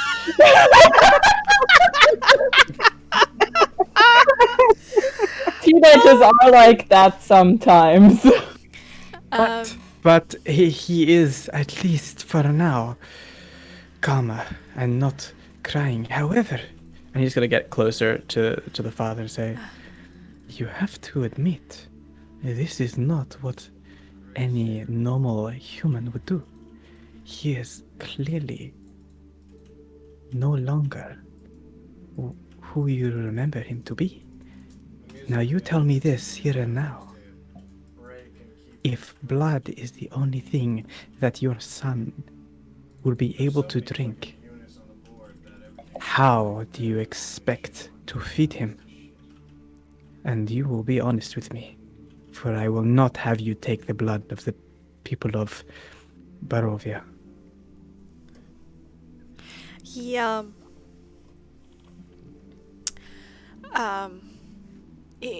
has this agape, wondrous look on his eyes, and you can sense that there's almost a little bit of a hope that creeps into this old and tired man.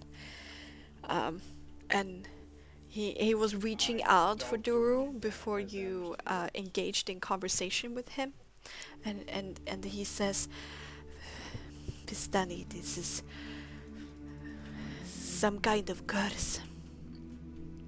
And there should be a cure for all curses, yes? If I continue to pray to the Gleaming Lord, then I am certain that my fidelity will one day No, make... no. This is not what is going to happen. Your Gleaming Lord would have prevented this if he could.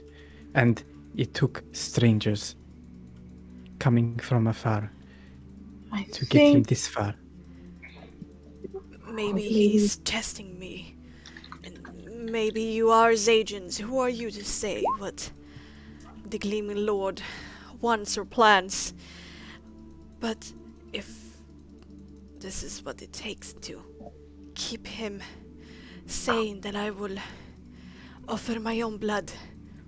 He's my son, my responsibility, and my duty, and I will fulfill that. Are you sure you can keep him safe and keep doing this? I mean, I do hope So how much blood was needed? he does not drink too much if he is not starved. I don't know. I will do what I can. Maybe if I give him blood more often, in smaller doses, then he won't get as hungry to begin with. And then what? So you have fixed the problem of his hunger. Then what? You will keep your son chained down here in the darkness, feeding him your blood night after night until you die? What can I do?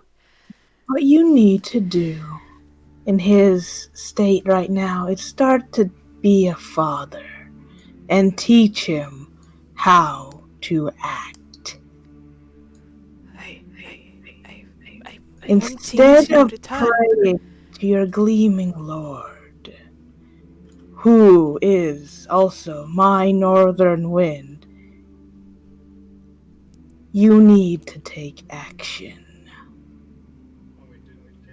The gleaming lord wants to see your strength, your resolve. He will not provide. He only sets example. Are you able to set an example for your son? Roll persuasion with manipulation, but advantage. Oh man, my manipulation I have. So oh, okay, where is your sheet, Aspida? This is my worst one. Okay, that advantage.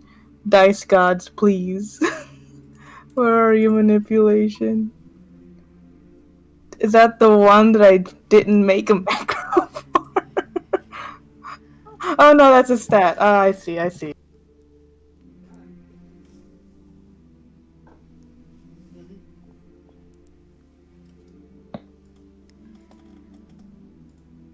Oh, that didn't work. Alright. Use slash R. Minus 20, minus 2, I think, at this point. The lizard is honest. Oh Oh, my. there we go.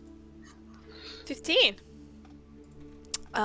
He looks at you and straight in his back and says, maybe this is the test of looking past the monstrous nature and try to show compassion. Show him the way, as you say, through example. This is what the Lord teaches, after all. I will I will eat something and have a bath and spend less time in prayer. You're right, dragon. Yes. Now. Show it now. While he's impressionable. Go on. Meet your son. He approaches very, very carefully. Like, part of him wants to, like, rush forward and, like, hug him immediately upon seeing his son for a very long time. Another part is deathly afraid of him. So these two fights, like, fighting each other. Duru, do you recognize me? And Duru is now like sitting comfortably on the floor, still licking his arm like a cat, lapping up every single remnants of blood on him. And he pauses and looks up at the priestly, his robed father above and says,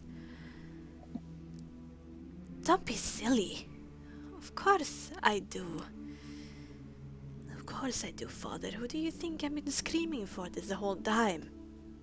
You should have brought large people like that a long time ago.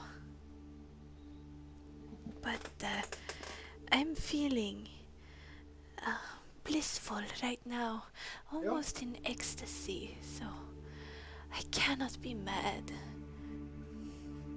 As long as I don't feel that hungry again, I think all will be well."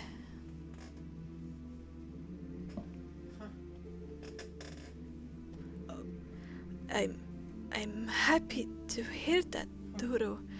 And he stretches out like a very trembling hand and tries to like pat his head.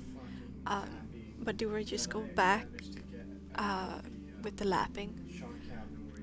and the licking. Zero And damage. Dora then says, if In the last 5 I will make a they're promise pure to fucking you, son. happy plants right I will provide No you doubt with my shame. own blood frequently, and if you prove to me that Because you I just hit them for well about an mannered, hour, and then only let us people say over here, a and week, they immediately I broke. Always. Every I time will that start anyone letting shut you down, go up they broke.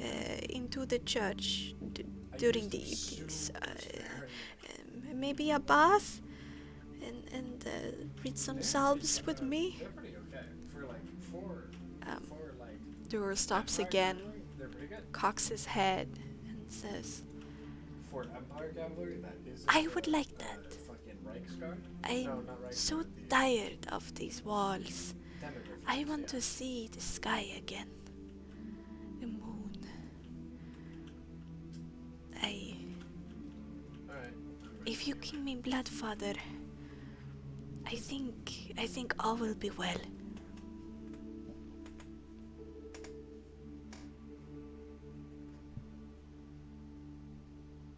And there's a tenseness to Father Donovich's shoulders that like drop, and he nods.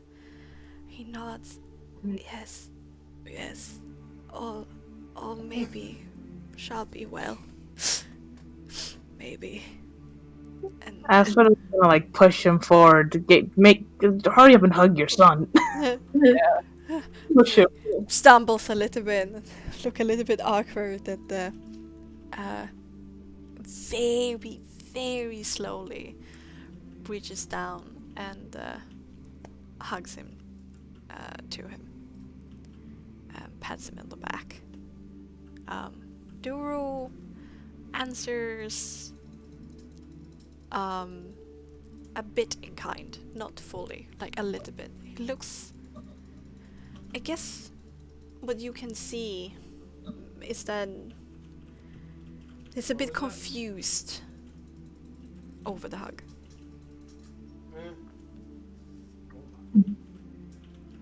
And there's a single tear that runs down the cheek of Father Donovich. And he stands up straight and looks over to Ismark. Burgomaster, maybe soon we could start having sermons again. I would need some help cleaning up and making sure the people aren't scared, but if Doro proves to be this lucid, then maybe there's a chance. Ismark nods. If you can prove to me that this is the state of Duro from now on, I think that can be arranged.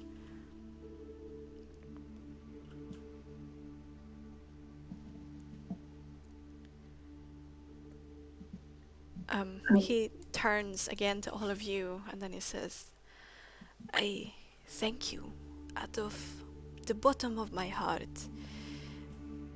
May you have the strength of the Lord with you.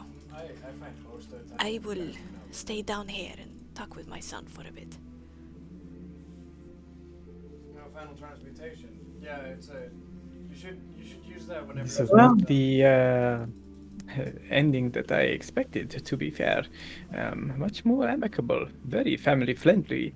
It's perhaps You see, it has a huge. you will find solace in satiating your son with your own blood. However, I am a little bit dubious, shall we say, about how long this can go on without you falling ill due to lack of blood. So make sure you eat a lot, okay? Take care of yourself, because I have my doubts, but I'm ready to be proven wrong.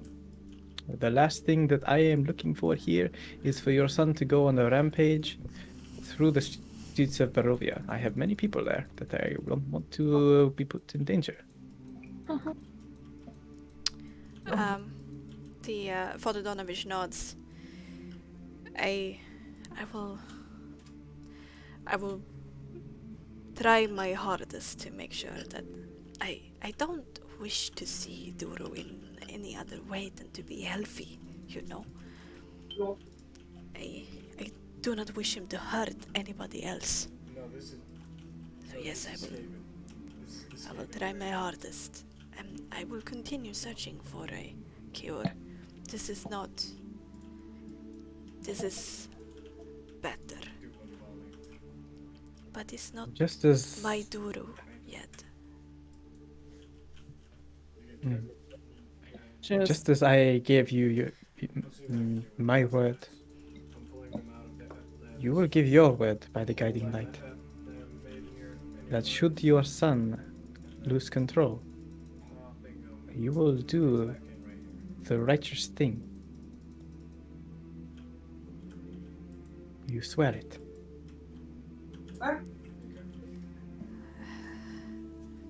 If he struggles to find the words, No. he doesn't really want to think about it, but in the end he says,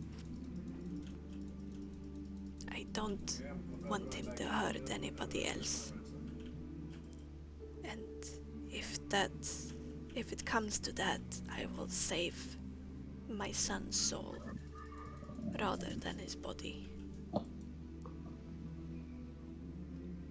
That I promise to my lord. Good enough for me. Let's go. Very well. Okay. And with Ismark, you make it up from the cellar and head out of the church. And Ismark sighs a little bit and says, "Whew, that went better than I could ever expect it to. I'm feeling better already with the knowledge that you will take care of Irina. If you're able to do this miracle, what I dare not think to happen. What could happen with Irina?" We are all full of surprises, Ismark. Should rely on us. We can be quite surprising. I'm already surprised, my friend. Alright, and with that, we're going to take a little bit of a short break. Radio. Right. Refill our glasses, go powder our noses. I will fill the glass. Oh wait, there's a chieftain in Good, there good, that's good. still alive. Breathe a bit. Oh no, and I need to get out of this accent. It haunts me. Also a summoned clan Whew. taking the shot. Stretch a bit. Yawn a bit. Yeah.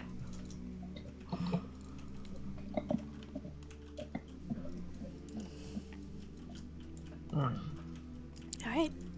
Stefan, most likely. Is this music good? Add some I distance wouldn't to the know. I video. actually turned it down. Oh, that's sad. I find it hard to like filter noise. Oh, okay. I see. music is pretty good. Thank you. And this is gonna be good too. I think. Today, little shop of horror situation right here. That's true.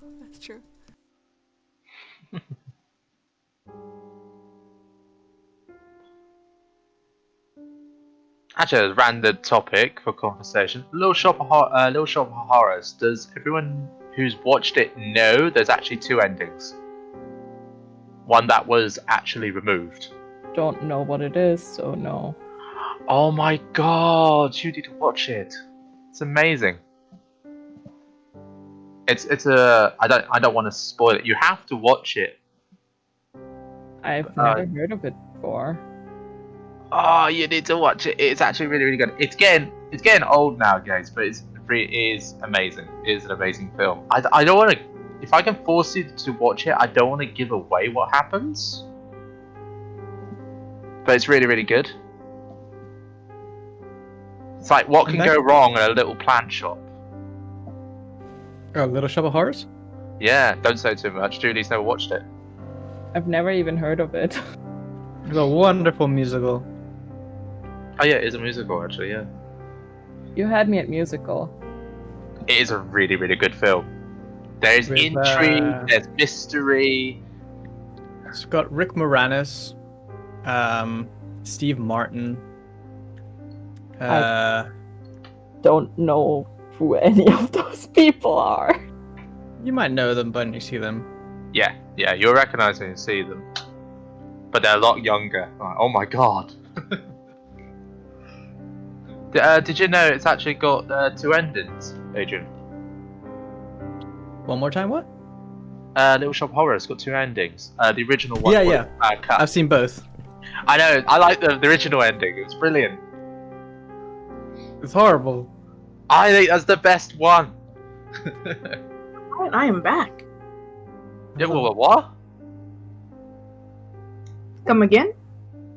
Welcome to my shop. Little Shop of Horrors, you watched it?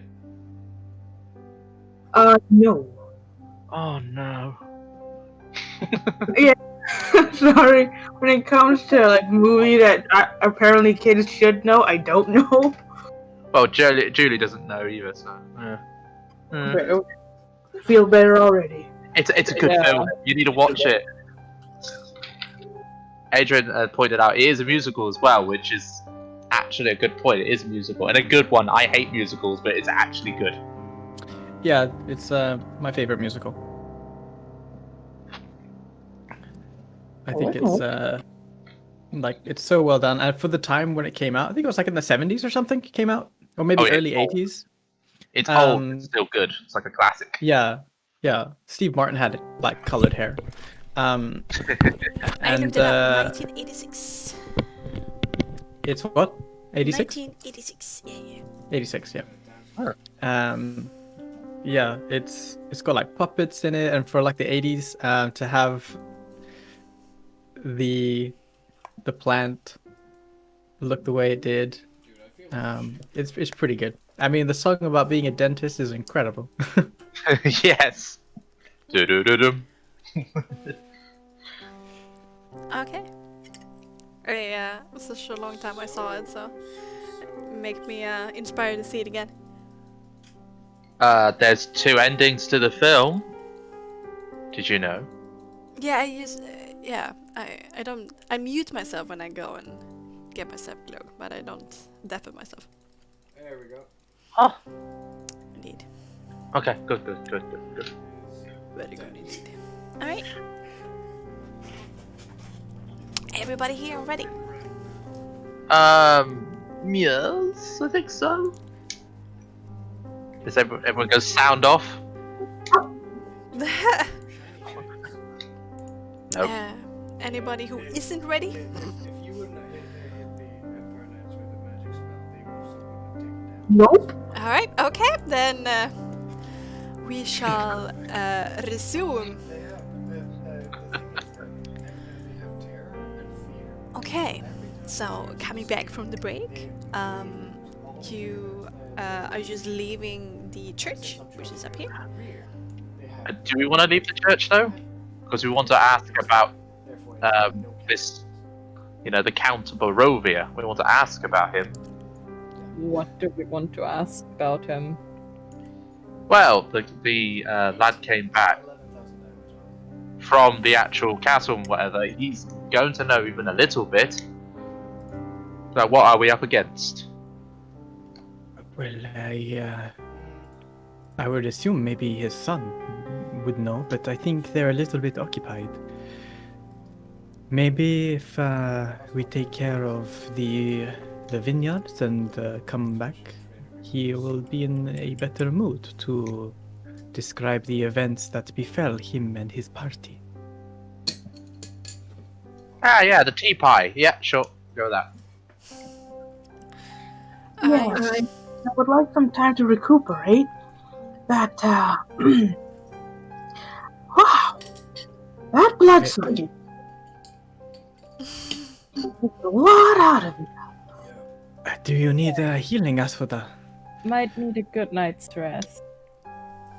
Trust me when I say that this is as good as I will be for the day until tomorrow. Hey, that is very cryptic, if I'm honest.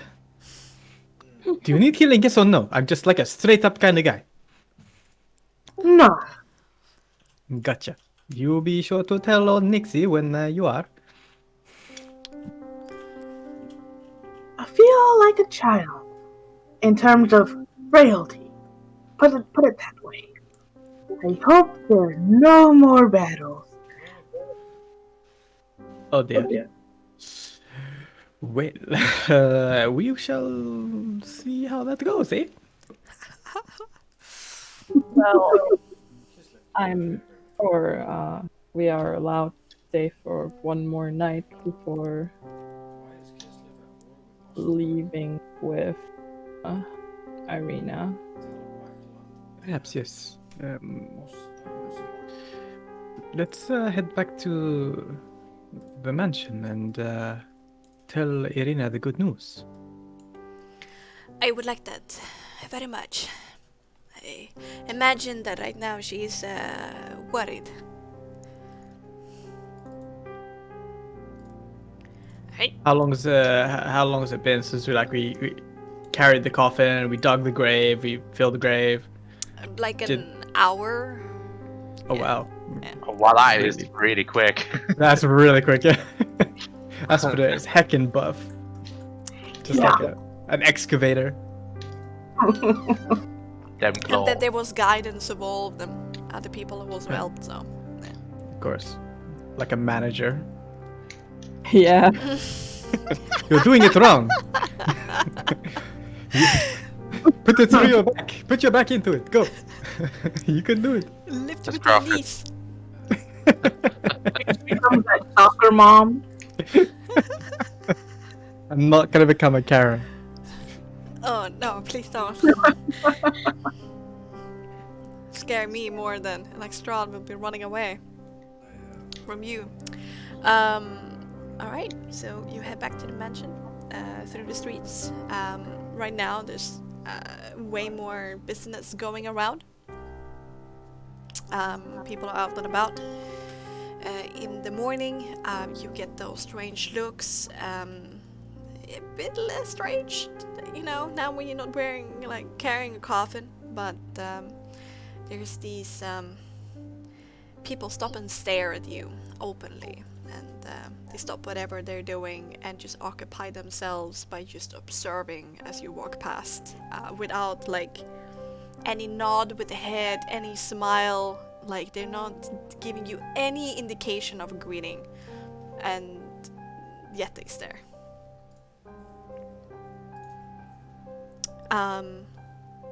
Ismark doesn't seem to be as bothered with it. He just walked past, paying it no heed, but it's a bit unnerving. He gets back to the mansion. It's a whole thing again where he knocks and Irina asks who it is. And then she opens up the door and she says, "So, how did it go? Everything fine?" And she lets you all into the foyer of the mansion. Next turn. I'm just gonna do like. Your father is at rest now, Irina. Everything went well. Oh, I'm so glad to hear that.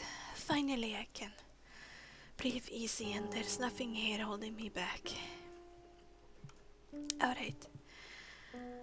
I'm ready. Whenever you are. Well, one of,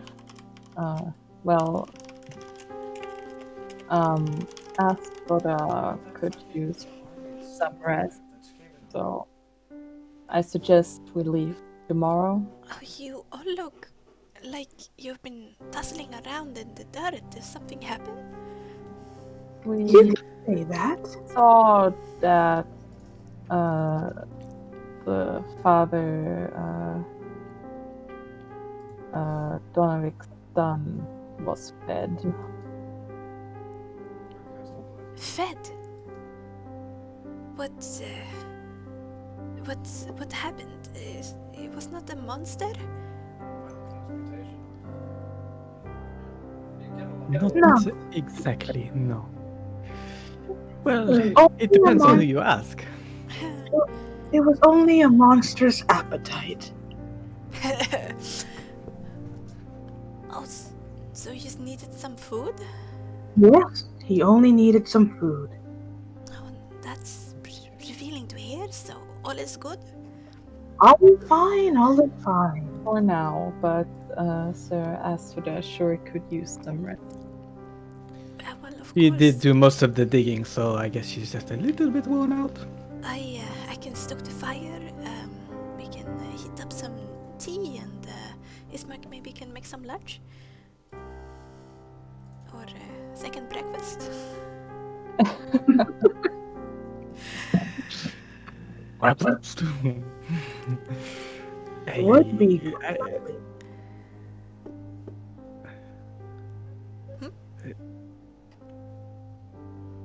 What was that, Era? Oh, she's gonna be like, it would be quite lovely. All right, let's get to work. And perhaps also, Irina, when you said you were just ready to go, I don't see any packing. Are you just going to expect to walk out of here without resources? Oh, I didn't pack. I don't know. It's been hard to setting my mind to it when I knew that my father weren't at peace. But after lunch, I will prepare. I have an armor to keep me safe. I have a sword. I will be able to give us provisions. Take one of the horses at least. Sure. Perhaps as Asphoda would take a rest, maybe we could go visit that storekeeper about that cart.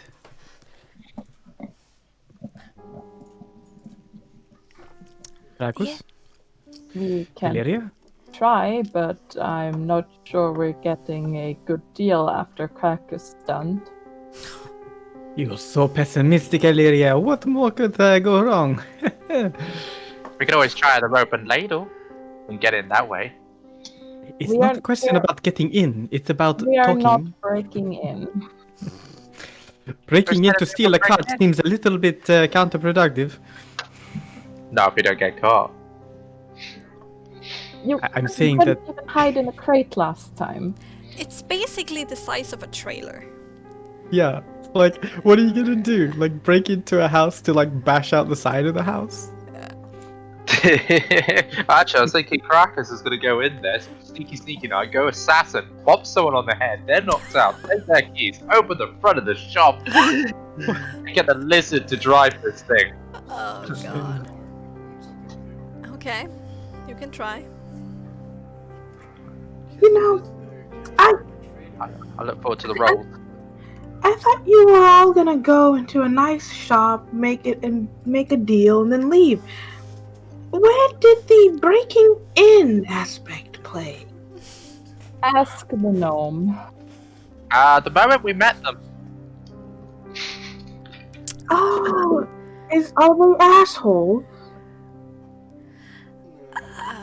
I don't wanna interrupt, but I am the burgomaster and the lawmaker of this place. Says Ismark. We are trying very hard to keep them out of trouble. Illyria just sort of like gives this like slightly awkward smile. Ismark nods and says, I Gantemir is maybe not the most amicable fellow, but he's still a citizen of my village. So no break-ins, no stealing. What for borrowing? We will watch the gnome very closely. We promise. You could try. I'm sure as the burgomaster, you can persuade, or at least assist persuading the storekeeper to part with his carriage for the safety of your sister. For the greater good. The greater good. The greater good. To be honest, Uncle Gantemir has a lot of political influence in Barovia, in my village. Through shrewd business dealings, he's the only job in town for general items. He has a monopoly, and he's been able to rack up his prices and gain a lot of gold, and through that political influence, it's going to be interesting when I take my position clearly and create a guard force that could that makes Barovia proud. How to deal with him? He has ambitions. You can mention my name and see if he's able to give you a discount. And say that I will give him a favor in return. Very well. For Let's Elena. do that then. Alright. He does not sound like the kind of man you want to owe a favor to. No. If I could help it, I would not. But for Irina, I would give her the earth and sky. I will make do. I will make do. Illyria will just like give him a smile and nod. Alright. So as for you are led back up to the fire to stoke it a little bit before you. You get some extra blankets, some tea, and some food, some conversation. It's pretty cozy. Ah, yes. It won't be long till she passes out. Nice. Snoring before the fire. The rest of you make your way to build Ref. Is it mercantile or mercantile? I'm always confused. I was mercantile. Mercantile, okay. Tyler, I think. Which is this red building here.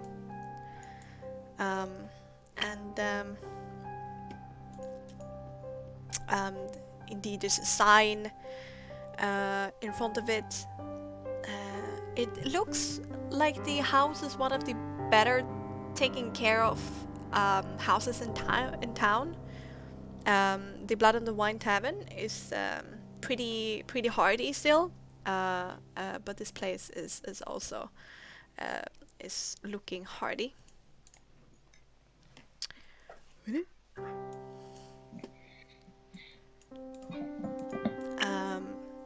And once inside, there's a lot of curious things. The shelves are stocked pretty tight, and there's a lot of candles. Indeed.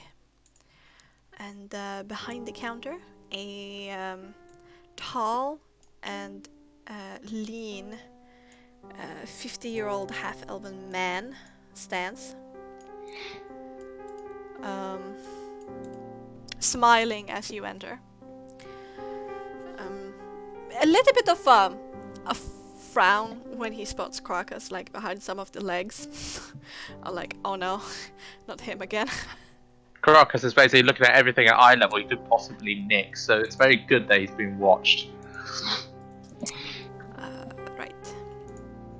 Oh, Yeah. and what I forgot to mention actually, before we even started playing, that once you accepted taking arena to safety, you were indeed given that 50 GP like prepayment, and then you're gonna receive 300 Alright. upon completion. So you have 50 gold pieces. Ooh. I'll put it into the party imagery and notes. Good, good. Put Crocus on the leash. Like, it was So like 350 gold. like 50 gold altogether, or 50 gold each. 50 gold altogether now, There's and then 350 300 total. later. Oh yeah. Where we have 350 now, right? 'Cause- No, oh no, only for arena. 50 now before, and then when you come back and tell him that arena is safe, you're gonna receive 300 Gotcha. more. He's not that stupid when it comes to business.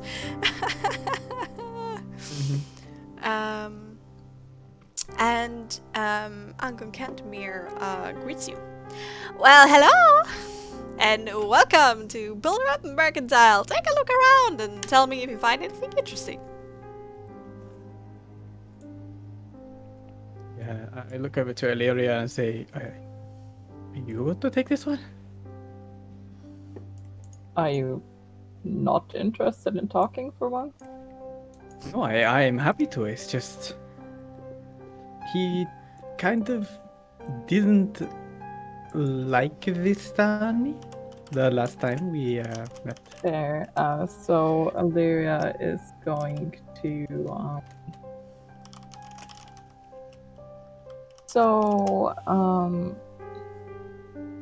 We have a question about acquiring a cart. A cart made for peddling goods, people. Do you want a cover on top? How many horses do you require? Nej, Erik, hon har ord som hon kunde säga. Or a donkey or an oxen? Yeah, hon har sten. Like, skifter like audio shit. Guys? Hey, it is for people. For people, You- and, well, So, larger than just a push wagon then, alright. For how many? Look outside of my mouth to Illyria. You check its rating. 5. wait, let me. 5, yeah. Five. 5 people? Well, I do have a Vistani wagon out in the back, as well as a normal wagon without a covering. But if you buy extra cloth, you can put it up yourself. Let us talk about the price first. How much would it cost us? Well, let's see. And he goes through a number of books that he has on the counter. Strokes his chin. And then he says, for the normal cart with the wagon that you can outfit to be more than his humble beginnings, the thing itself will cost you 500 gold pieces. Then the Vistani wagon will go for 750 gold pieces.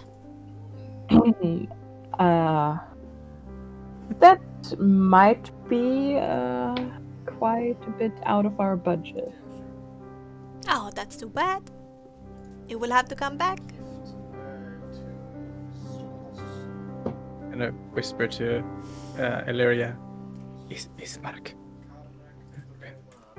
I got this. I got this. Okay. And he like walks out and like takes a closer look on looking at Krakus like. I'm sure you could cut us a better deal since we are friends, the It's gonna be a scam. we are friends of the Burgomaster. or right now. I mean, Technically, he is. Indeed. yeah. I wasn't sure if he like already is or.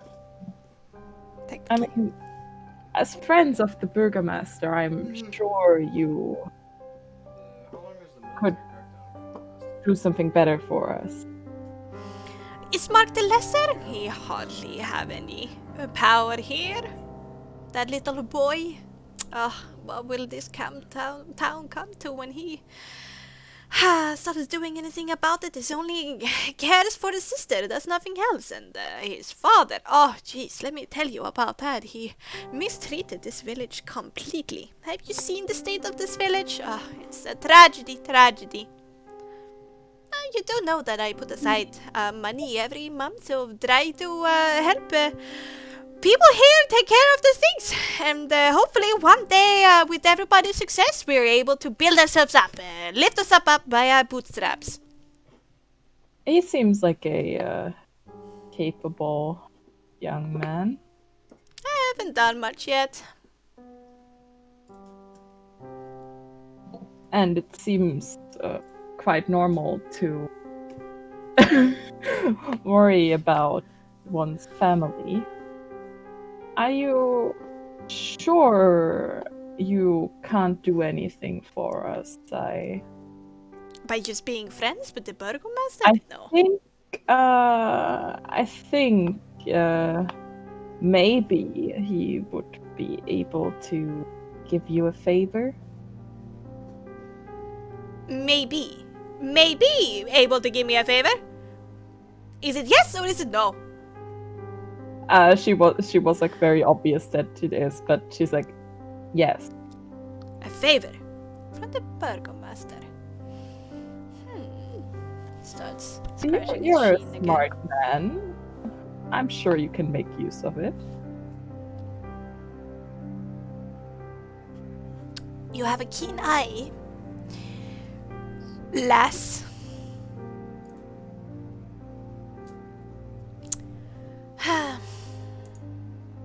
Alright, okay. For that favor, the wagon, 175, and the Vistani wagon, 225. How much gold do we have? Because I'm broke. We have like more or less 50 gold. Crocus is a very wealthy gnome, actually. Oh really? How much does Crocus have? Whatever this man owns. Or soon to be, with the way things are going. He's gonna straight up murder this guy. Crocus isn't a murder, just profiteering. I don't have 100 gold. I have, actually, let's roll down. I got 36 and 9 silver. 36 is a lot for the party. Yeah, I mean, Illyria has 10. Wait a minute. We're getting there slowly. 4. I just imagine the entire party standing there just looking through their... The purses, just counting looking through the their copper. purses, like pulling all of their money on like on being like It's like, meanwhile, as the mansion is like, oh, why would they have the money? As a quick query, Yeah. this construct we're in, the building, the facility, how secure are those wagons? Is it obvious where they'll be stored? Well, approaching the building, there seems to be like a stable and storage area in the back. So that's probably the place. Oh yeah. Oh. It's a little bit hard to fit okay, let's carriage inside here, especially the trailer-sized carriage. But I will point out to like Illyria, since you come from a family of means, these prices, even with a favor, are high. Yeah. 750 for the Vistani wagon is outrageous. Do I know what the usual like price for something like that would be? Let's roll an intelligence check to see how with what accuracy. Just like You straight fail with Nick intelligence? shit. Just like straight intelligence? Yeah. Unless you've got an academics for like economics. 9. No. Did I just talk German for a second? It's okay. I understand what 9 means. Oh yeah. They 19. I'm Okay, sorry. damn. Yeah. A cart is usually around 10 to 20 gold pieces. A wagon, 30 to 40. A chariot, that can go faster, about 200, and a carriage is about 100. And he's talking originally said 500 and 750, Yeah. and now it's going down to raid them. 225 and 175. So Illyria is gonna walk up to him and is, I mean, like even closer than she already is, and she's gonna be like, listen, I'm sure you can do something better.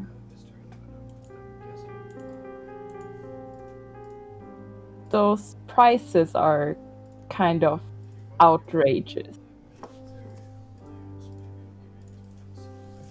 And if you want that favor, you need to make us an offer we can actually accept.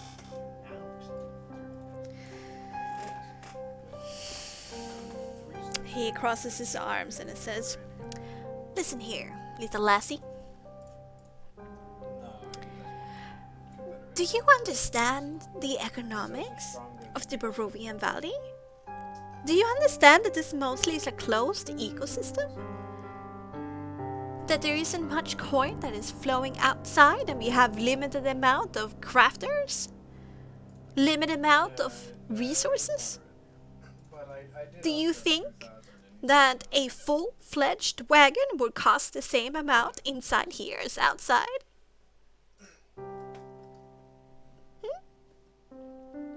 Maybe not, but I'm sure it wouldn't be 10 times that. Yeah, I'm sending them. How would you know? Those fucking dickweeds. How much does it cost to recruit? I don't, but Yeah, so lead us to professionals. price we can actually afford. Leslie, I cannot go. I cannot And she go just with a starts negative. I need to have some profit. Do you know how much these materials cost for me?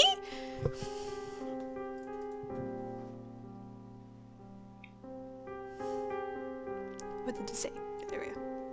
I was like, Illyria is just gonna be like, unless you can make us a price we can actually afford, the favor is off the table, and she's just gonna turn around and start walking out. Okay. The lowest I can stretch myself. The lowest, without me going with the loss, okay? And the Burgomaster's favor ain't worth that much. Is 150 without the cover and 200 for the Vistani wagon. Okay? Crocus is gonna nudge Nix and say, "Come on, this guy's a beat." If you want it bad enough, you will pay for it. That's our motto here. Or we won't. Thank you for our time. There's only so much coin to go around.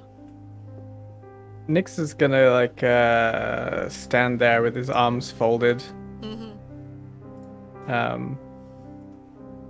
just like staring directly at the storekeeper. And he's gonna like go up to like one of the shelves, like just stand over here, just like not breaking eye contact, Oh no. Okay. and say, "What was the last number he said? Sorry." The last thing he said was that if you want it bad enough, you will pay for it. That's What our was the motto what was the offer that he reduced? here. 200 for the Vistani bag and 150 for the wagon without cover. Okay. He's gonna stare at the innkeeper and just like he's gonna like put his hand on like a vase or a bowl or something. Yeah. I say 150? Is that right? His eyes like immediately become slits, and he says, "As a dangerous game, don't you think I would be protected? That the shop would be protected? Periwinkle!" And from there, behind him, from the back, comes the familiar sight of Periwinkle. And he goes, "Yes, uncle? What can I do? What's happening? Oh, it's that colorful Vistani again. Hello." Gives him like a finger guns wink. He's about Hello? to destroy something of the shop. Periwinkle, what do we say to that? No, Nick starts sir. stroking the vase, just like he doesn't look like he's about to push it off as much as he's just in contact with it. Mm-hmm. Uncle Gantemir doesn't like that. Not at all. Periwinkle, I mean, you seem like to be a reasonable, handsome fellow. What about you and me go out for a night on the town, eh? Get you a real woman. I know of you.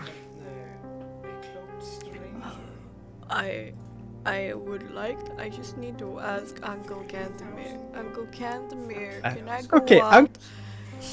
Uncle Nix is here now. I'm trying to steal the. I'm taking the big Uncle? guy. How? But you have purple. You are purple. I'm not purple. Are you sure? You look pretty colorful to me. He looks down on his arms, a little bit scared.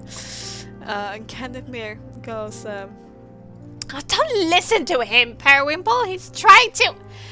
He's messing with you. He's being mean to you." "Are you being mean to me, Vistani? That's not very nice." Vistani, you're never mean. Periwinkle, we are just here for the fun, and you look like you could use some fun. When was the last time you had a little bit of fun? Be honest. I found a mouse yesterday that I pulled off its tail from. That was pretty fun. Oh no. Nick's like kind of shudders, like, how would you like to feed it to a crow? I mean, I have that power. You can play with the animals. Can I? Have you been able to catch one? I have tried for many years. They're fast. I'm sure you, a smart man, know that the Vistani have many magical ways to do such things like this. You just have to come with me, and you don't need permission. You're a grown man. Well, Uncle Gantemir has taken care of me my whole life. And gives me food and coin. I like coin. But how would you like to see a mansion? What is a mansion? Let's say a big house filled with such wonderful things, including such stuffed animals to pluck the tails off of, but you have never lived until you have felt the bubbles of a bubble bath. And I can make that happen. Where's this mansion? Oh, it's just up the road. You just have to wait outside, and I will take you there immediately. Oh, you talking about a mini Norovich house? That big house? All of the food you can eat, and all of the bubble baths I you made want. repairs in there. It doesn't look that good. We've been there just recently. It's better. For sure. Why don't you come see for yourself? Uncle Candemir starts shaking his head. He's still messing with you, Periwinkle. He doesn't want your best. He only wants to get to you so he can steal the stuff of my shop. Why don't you go just back in the back, and I promise that I will buy you a crow or a raven or any other animal that you want. Don't believe in Periwinkle. When was the last time you got anything from this man who clearly doesn't have your best intentions at heart? Well, I get a salary and place to sleep and food. Come with us and we will get you better than what you currently have. We need a good mechanic on the road, and you seem to be quite capable. I don't know. The food is scaring me.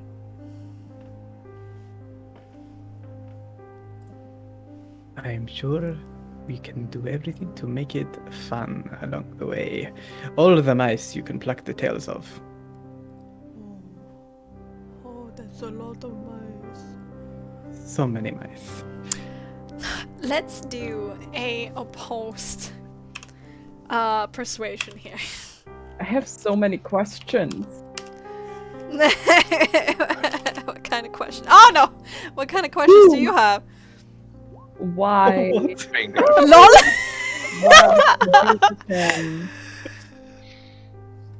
Go again? Periwinkle is confused. What are we gonna do with him? What even is going on? The edge of my seat. Periwinkle's head hurt. Periwinkle is gonna go sit down.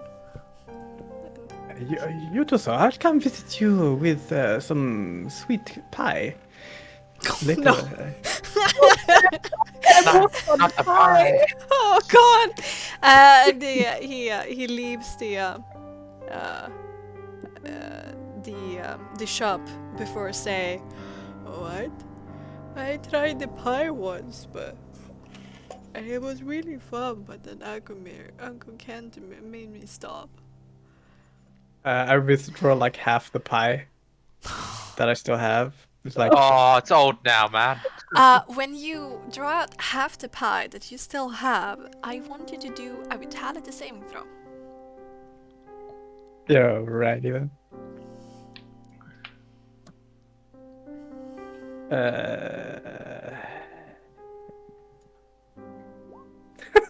Lol. You suddenly get a need to eat pie. Oh, it looks so good. I mean, I don't know. I mean, if you've ever had this pie, you would know it's good. I have to have some. And you partake in another serving of the pie. It's good. It's so good. There will be more pie outside. Periwinkle, take the remainder. It's too much for me, but take the remainder with outside. I just have to conclude the business with your uncle, and then we will be off. More pie for us. Nix is hooked on pie. Uncle Periwinkle says, "Uncle Cantemir, can I have some pie?" And the uncle says, "No, you know how bad that is for you. You know how horrible you felt afterwards, and all you wanted was pie. And consider how much it cost. Imagine what would happen to your salary." But it was so tasty and had such nice dreams of food and crow wings that I could pull out. Now, don't make a fuss. I will make a nice dinner tonight. A large stew. How would you like that? Oh, okay. And then he looks back towards you, Nix, and he says, "Another time, maybe. You can come here anytime you want. You're fun." Sure. I'll be back with some pie for you. Okay. All right. And you leave Mildred McIntyre. They're not gonna go. Oh. I was gonna like if what's his name? Periwinkle. Oh, Periwinkle leaves, and you're still gonna talk with. Oh, I see. Yeah, I'm sorry. yeah. Let's go back. Yeah, I just wanted to get rid of him. Okay. Lol. So, that was bracing, and now your muscle is otherwise engaged. He You puts his really hand back think on the that's vase. all I'm able to have? You know, there are many people in this town who are indebted to me. And many people in this town who need me. And if I say to them that these outsiders who don't mean anything to them is destroying my business, or maybe I can alleviate some debts, do you want to be burned down in your sleep? Nyx pushes the vase off the shelf. 150, you said? And puts his hand on another vase. Do not play with me, boy! Pushes the vase off. I have a crocus. And if you think this is making a mess, there will be a slight surprise coming your way. I can be amicable and I can be sensible, but when I see a little bit of what's the word? Extortion in my hometown, you're gonna get the crackers. So 150, you said. I'm sure you can do better. He thinks about it and says, 145, you need to pay today. Can I look around to see what's more expensive? 130, and you need to pay today. Rakus, this shop is looking a little too clean. Whips out the ladle. 100! That is the lowest I can go. Cornelia. You can burn down everything in here. 100 is the lowest I can go. I'm not made out of money. Do you know why people forget Vistani? Why would everyone forget you? You stick out like a sore thumb. Of course, but I'm sure you've heard that Vistani curses are well, not a great thing. Yeah, I used to be tall. Wow. Start looking at the ground as if like it's true. Look at Didn't me, look at me. become- I'm from here. This is my hometown, and you are clearly extorting the townsfolk of Barovia. You think I would allow this to happen now that I'm back? I have seen the world. There are much more threatening people in the world than you, old man. And if I can charm your son to do what I want him to do, you will have no security here. We have already gotten the favor of the burgomaster. And who is he going to believe if we return there and say, this old man got a little senile and started lashing out at all of us? We had to put him down, just like a rabid beast. You overestimate your power, Vistani. You I'm don't. not overestimating anything. I You- know what a Krakus can do. And you underestimate my connections in this village. And what I can do to you. Not through me, and not through Periwinkle, but from any face that you see along the street. If you continue to threaten me, and my place and my things. I will unleash that onto you. We do not see you as our own, Vistani. You're an outsider, like they are. We do not trust you, we do not want you. And we will protect our own if you threaten us.